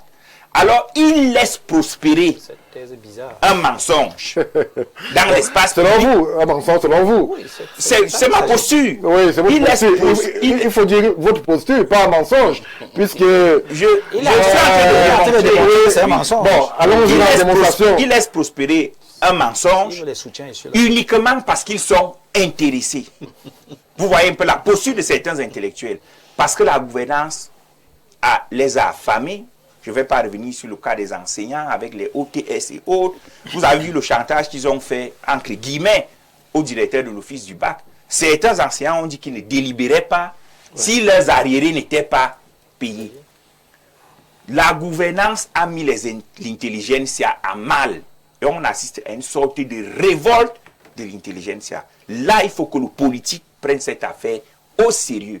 Maintenant, la parenthèse sur le mensonge. Stéphane Barga, dans un État, il y a ce qu'on appelle système ou ordre juridique. C'est l'ensemble coordonné des normes, hiérarchisées, qui voudrait que les normes inférieures tirent leur validité, c'est-à-dire le fond, et leur conformité, la forme, de la norme supérieure. C'est la définition banale. Vous ne pouvez donc pas, dans un ordre juridique hiérarchisé de façon pyramidale, avec au sommet la Constitution, décider de lire ce qui se passe sous le seul prisme d'une seule norme qui est la loi. Vous oubliez la Constitution, vous oubliez les décrets qui sont en dessous, vous vous limitez à la loi. Ça ne se fait pas. Lorsque la loi vous dit, le président de la République nomme aux emplois civils et militaires, point. Qu'est-ce que la Constitution a fait? elle n'a pas conditionné le pouvoir de nomination du président de la République, qui sur cet aspect est intangible. La même loi vous dit, la même constitution vous dit, article 8, alinéa 10, le président de la République crée et organise les services publics, point. Mais quelqu'un quelque part, parce qu'il a un intérêt, réussit à glisser, et même la convention qui est au-dessus de la loi, vous dit que le droit au WADA s'applique aux entreprises publiques sous réserve qui demeurent soumises à l'article 1 de l'acte uniforme au WADA sur les sociétés commerciales et les groupements d'intérêt économique, vous dit les entreprises publiques qui demeurent sous l'autorité de la loi nationale, non contraire au traité. La convention OADA est conforme à la Constitution, mais la loi réussit à violer le traité qui lui-même n'a pas émasculé la Constitution et en même temps à violer la loi.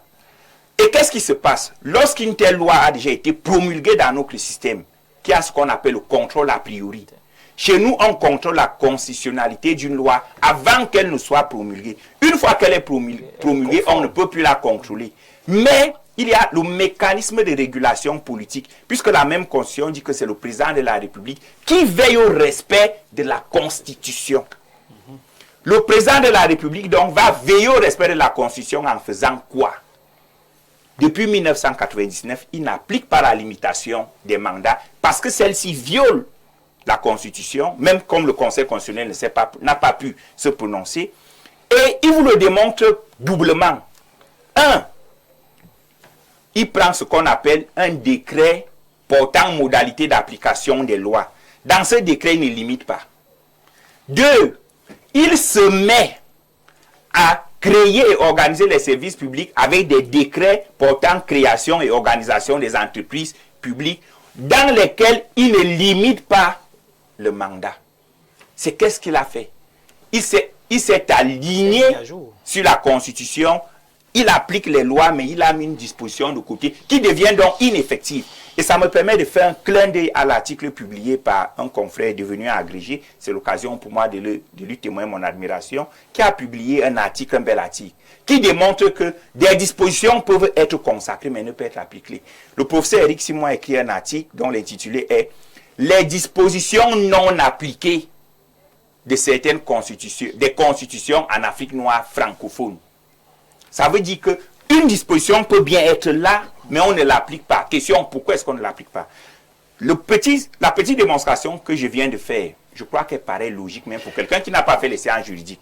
Alors vous êtes professeur, vous refusez cette rigueur méthodologique parce que vous avez un intérêt. Et depuis 3 ans, vous claironnez sur tous les médias et on vous donne la parole en refusant la parole à la contradiction. Oh, les DG sont illégaux, les DG sont illégaux. Bon, le 12 juillet, c'était avant-hier. Comme ils sont illégaux, allez donc les enlever. Merci. Merci, docteur Somba. C'est vrai que la question que je posais était sur la capacité de l'intelligence. Ils sont prêts. De l'intelligence camerounaise à pouvoir être au rendez-vous de l'histoire. La démonstration de docteur Somba nous rassure, M. Noir, que véritablement, s'ils sont bien traités, puisque la question se pose aussi, ils seront capables d'éclairer selon ce que disent les normes. Alors, Anissé Noir, moi je me tourne vers vous. Les Camerounais ont soif de lumière, ils venaient quasiment. Ceux qui portent cette lumière-là, il n'y a qu'à voir. C'est la saison des bacs et des BPC dans les quartiers, c'est des grandes réjouissances. Est-ce que, justement, le problème que pose aujourd'hui Dr Essomba sur ce plateau, comment est-ce qu'on gère l'intellectuel n'est pas la première cause de ces contradictions des intellectuels et même de ces inclinaisons parfois suspectes de certains de ces agrégés-là qui, au lieu de dire la science, se retrouvent à prendre position, peut-être parce qu'ils sont sous contrainte alimentaire, tout simplement. Monsieur Stéphane Baga, le mal que nous faisons au peuple, parce qu'il faut le dire ainsi, c'est que nous tendons à confiner le rôle d'intellectuel aux diplômés. Encore plus que le diplôme ne confère pas le titre d'intellectuel. Monsieur Stéphane Baga, je ne sais pas si vous connaissez Were Were Liking, qui est une poète de renommée mondiale. Oui, je la connais. Qui cette dame-là n'a que le niveau du cours préparatoire, comme on dit, au quartier. Mais elle a enseigné dans les universités ivoiriennes. J'imagine que dans le contexte camerounais, cela est impossible. Parce que lorsque vous arrivez à l'université, ce n'est même pas possible qu'on vous admette comme enseignant si vous n'avez pas un doctorat. Mais sauf que le paradoxe, c'est que ces détenteurs du PhD là, est-ce que tous ces détenteurs du PhD sont véritablement intellectuels? Moi, je crois que non. Parce que on a vu les détenteurs du PhD s'asseoir à la primature, revendiquer d'être intégrés à la fonction publique. Cela veut dire de manière triviale que... On va évoquer le contexte dans lequel ils sont obligés de se mouvoir. J'y arrive. On a vu certains vendre des beignets à l'entrée. S'il vous plaît, docteur. On a vu certains vendre des beignets, ce qui n'est pas mauvais. Il faut bien nourrir les Camerounais. Vendre des beignets à l'entrée de l'université de Tchang avec des pancartes. Sauvez-nous, sauvez-nous, ça ne va pas et tout. Peut-être c'est le contexte aussi. Monsieur Stéphane Baga, l'intellectuel n'a pas vocation à forcément travailler à la fonction publique. Je le dis de manière triviale pour que ce soit entendu ainsi. Lorsqu'on est intellectuel, on est appelé à résoudre les problèmes que pose son environnement. Je veux qu'on reste sur cette définition qui est triviale et qui permet à ce qu'on puisse recentrer le rôle d'intellectuel. Lorsque vous êtes détenteur d'un PhD et que vous partez vous asseoir dans une administration pour revendiquer d'être intégré à la fonction publique, cela veut dire de manière subliminale que vous ne pouvez pas servir, vous ne pouvez pas être utile à la société en dehors d'être intégré à la fonction publique. Monsieur Mbarga, lorsque vous êtes détenteur d'un PhD, vous pouvez faire beaucoup de choses. Vous pouvez ouvrir un cabinet pour résoudre les problèmes que pose votre environnement parce que vous avez déjà une certaine, vous êtes déjà censé avoir une certaine expertise que vous pouvez vendre soit aux administrations ou alors aux particuliers. Oui. Mais à partir du moment où vous partez vous asseoir pour revendiquer d'être intégré, je crois que véritablement il y a quelque chose qui ne marche pas. Et je vais donc revenir à la question que vous avez posée. Le rôle d'intellectuel. On se rend compte qu'aujourd'hui, et je l'ai dit au départ, le politique a inféodé et infantilisé en même temps l'intellectuel. C'est la raison pour laquelle nous avons aujourd'hui des intellectuels qui pensent que pour vivre, il faut plaire aux politiques. Oui. C'est la raison pour laquelle donc certains intellectuels peuvent se distancer de la norme. Mais il faut vivre. Comment est-ce qu'on vit? Non, monsieur Mbarga, ça dépend de la vie. Quand on est docteur, PhD, vénéré au quartier, mais qu'on n'a même pas de quoi payer le loyer. Mais je vous faisais comprendre tout à l'heure que lorsqu'on a un doctorat PhD, on peut faire beaucoup de choses. C'est justement parce que le contexte africain nous a habitués que non. On est un homme, permettez-moi l'expression, lorsqu'on travaille à la fonction, lorsqu'on est fonctionnaire. Alors qu'on peut soi-même être entrepreneur et générer des emplois. Je crois que le PhD... En une seconde, une question que je te prête, si tu me permets. Pourquoi même aller jusqu'au PhD? Parce qu'il faut savoir ce qu'on va chercher lorsqu'on décide d'aller jusque-là, sans emploi. Le PhD n'est pas censé vous garantir un emploi dans la fonction publique. C'est pas ça. Bien évidemment. Monsieur, voilà. Donc je crois que aujourd'hui, il faut que l'intellectuel revienne à son rôle aux fondamentaux. Monsieur Stéphane Baga a évoqué l'affaire Dreyfus en France. Docteur Somba. Docteur Isoma, merci, a évoqué l'affaire Dreyfus en France. Vous allez vous rendre compte que ceux qui ont permis de démêler les chevaux sur l'affaire Dreyfus n'étaient pas forcément des académiciens.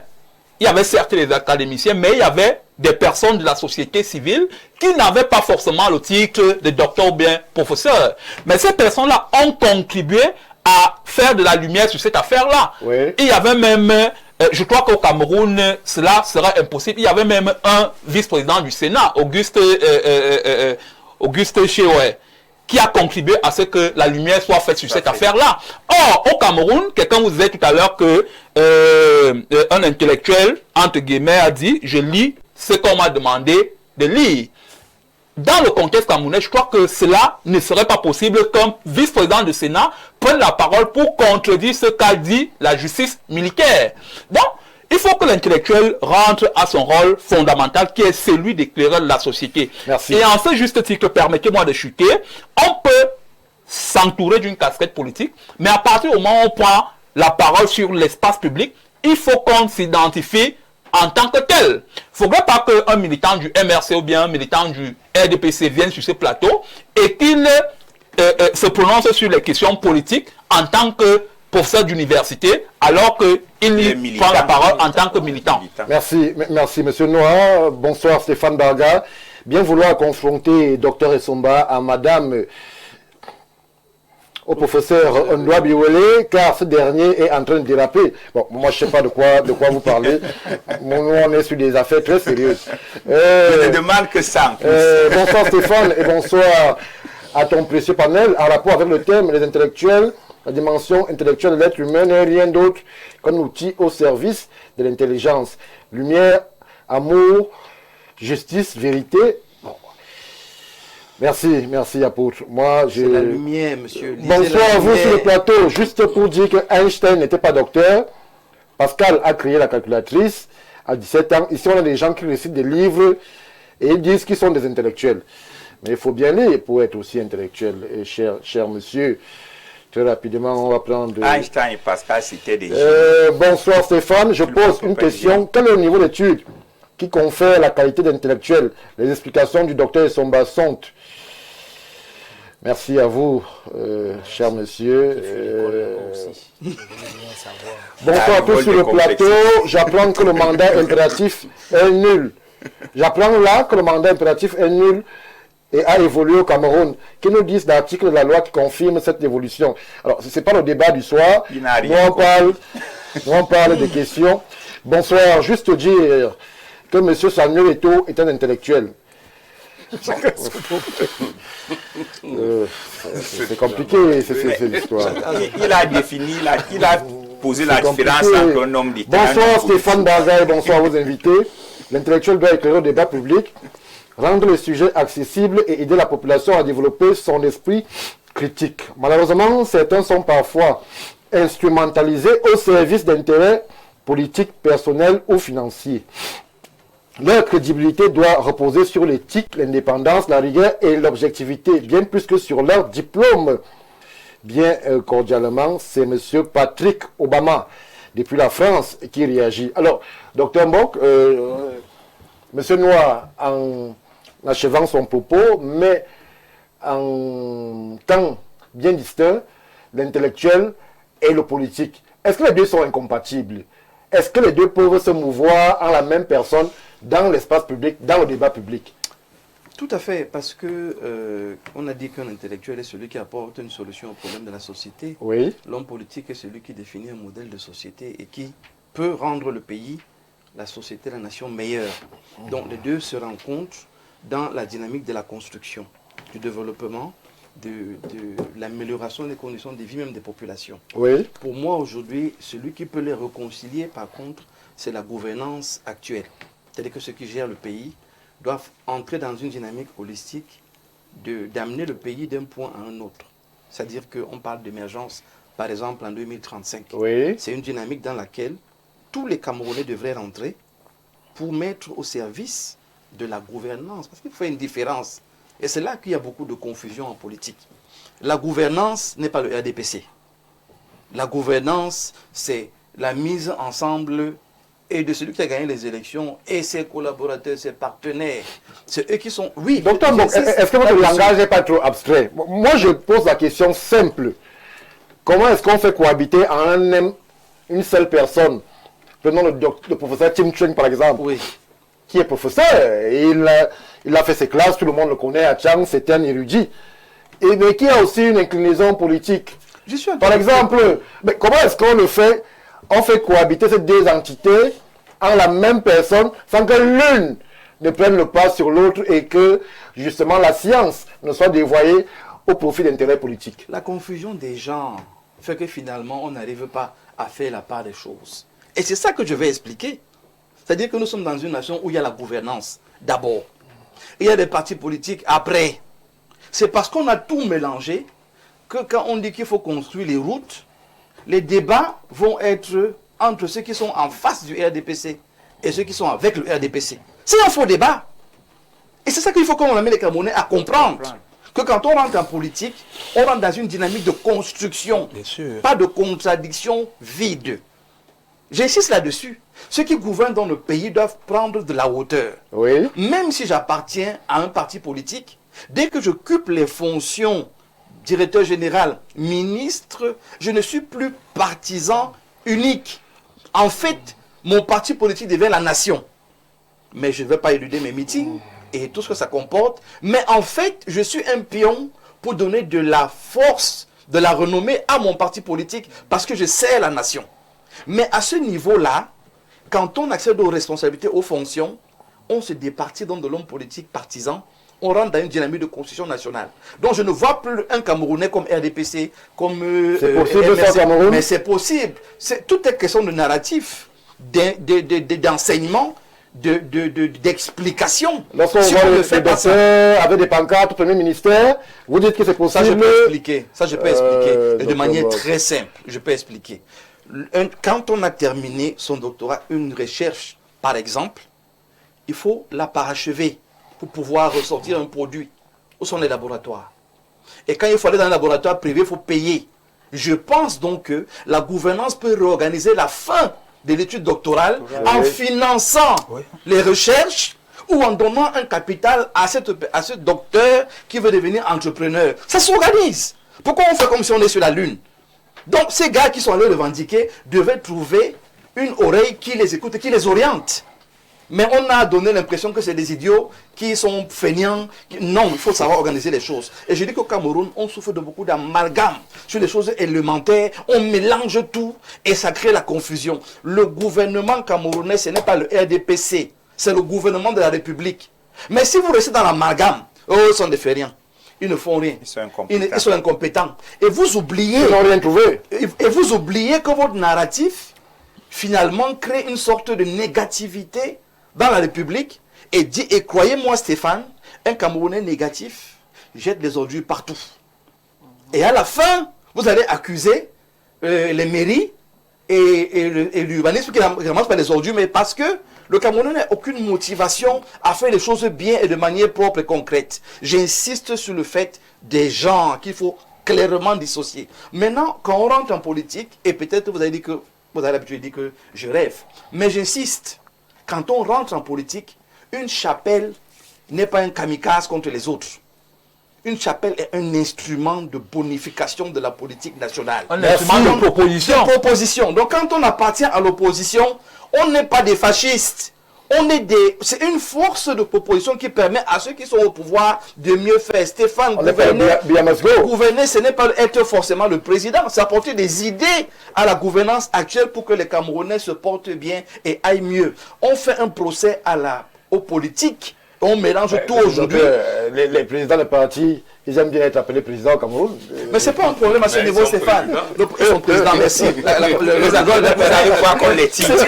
que je veux simplement dire ici, Stéphane, c'est qu'il faudrait qu'il y ait une rééducation sociale. Merci. Sur toutes les questions de la vie, y compris la politique. Merci, docteur. Le politicien n'est pas le sauvage du coin, n'est pas l'animal de service, n'est pas celui qui nie tout ce qui est fait et qui décrit ce qui est fait, peut-être parce que c'est mal fait.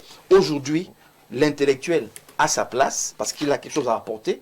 Le diplômé a sa place, il a quelque chose à apporter. L'arbitre qui est au-dessus de tout, c'est la gouvernance qui donne une dynamique nationale. Merci. À quoi va nous servir l'intellectuel? À quoi va nous servir le diplômé? Qu'est-ce qu'on veut atteindre comme finalité? C'est là que ça devient intéressant. Bonsoir à tous sur le plateau. Albert Einstein était docteur et polytechnicien. Sa thèse en doctorat était intitulée « Une nouvelle détermination des éléments moléculaires ». Thèse soutenue le 15 janvier 1906. Il a été chassé de l'université, mais il a soutenu une thèse par après. C'est pour répondre à Bonsoir chers tous et merci pour l'émission. À côté d'éventuels diplômes intellectuels, d'abord un état d'esprit. Monsieur le maire, on sort de l'émission. Quel conseil pour tous ceux-là intellectuels brillamment formés dans les universités du Cameroun qui prennent la parole sur l'espace public? Prendre la parole pour édifier et non pour manipuler. Parce qu'en réalité, c'est ce qu'on leur reproche, la manipulation. Okay. Vous savez, la communication le pendant de la communication, c'est la manipulation. Oui. C'est-à-dire que celui qui reçoit votre message, vous en faites ce que vous voulez. Donc, quand les intellectuels s'installent dans la manipulation, le pays va comme il va. Et évidemment, on ne peut pas dire que les intellectuels ne doivent pas être des hommes politiques. Personne ne l'a dit. Mais au moment où vous parlez de la nation, vous laissez d'abord votre casquette politique. Maintenant, si vous voulez intervenir comme homme politique, vous déclinez donc votre identité politique et vous prenez position en qualité d'homme politique et pas intellectuel. Merci, monsieur le maire, pour cette sortie. Pour ce qui est de la dernière prise de parole, de notre dernière prise de parole, on va porter à votre connaissance ce communiqué qui nous parvient à l'instant. Il concerne bien évidemment la fondation Main Tendue qui porte à la connaissance des jeunes des arrondissements de EDEA 1er et EDEA 2e exerçant dans l'activité de transport urbain par moto-taxi qu'elle organise à leur intention en partenariat avec le ministère des Transports. Un programme de formation à la conduite sécurisé assorti d'un accompagnement pour l'obtention du permis de conduire catégorie A. Conditions d'éligibilité peuvent faire acte de candidature. Les jeunes âgés de 18 ans révolus à 40 ans, exerçant effectivement dans l'activité de transport par moto-taxi dans l'arrondissement d'EDEA 1er et EDEA 2e. Pièces à fournir. Les dossiers de candidature doivent comprendre une photocopie de la carte nationale d'identité valide, 2 demi-cartes photo couleur sur fond blanc, une photocopie de la carte de lecteur. Dépôt des dossiers. Les dossiers sont recevables jusqu'au 30 juillet 2026, délai de rigueur. Les candidats intéressés sont invités à déposer leur dossier complet à la microfinance Conadi SA, située à l'immeuble Tiwa en face de l'ancienne boulangerie Petit Jean à EDEA. Pour toute information complémentaire, les intéressés sont priés de se rapprocher de la délégation départementale des transports de la Samaga maritime à EDEA, point focal du projet. Merci, cher monsieur, merci, chère dame, de nous avoir suivis sur cette édition assez dense et assez riche du Grand Soir. On se donne rendez-vous toujours avec le même plaisir sur les mêmes antennes Info TV. Mais pour ce qui est de l'actualité, puisque nous sommes au cœur de l'actualité, vous n'allez pas bouger, puisque dans une huitaine de minutes, Mimi Chobo sera là pour l'essentiel, la quintessence de l'actualité en langue de Shakespeare. Théophile Vianney-Billa, TVB, sera là pour l'information en langue de Molière. Ce sera lorsque ce sera 20h à Yaoundé, au Cameroun. Il ne me reste plus qu'à vous souhaiter une bonne fin de soirée sur les antennes de Info TV.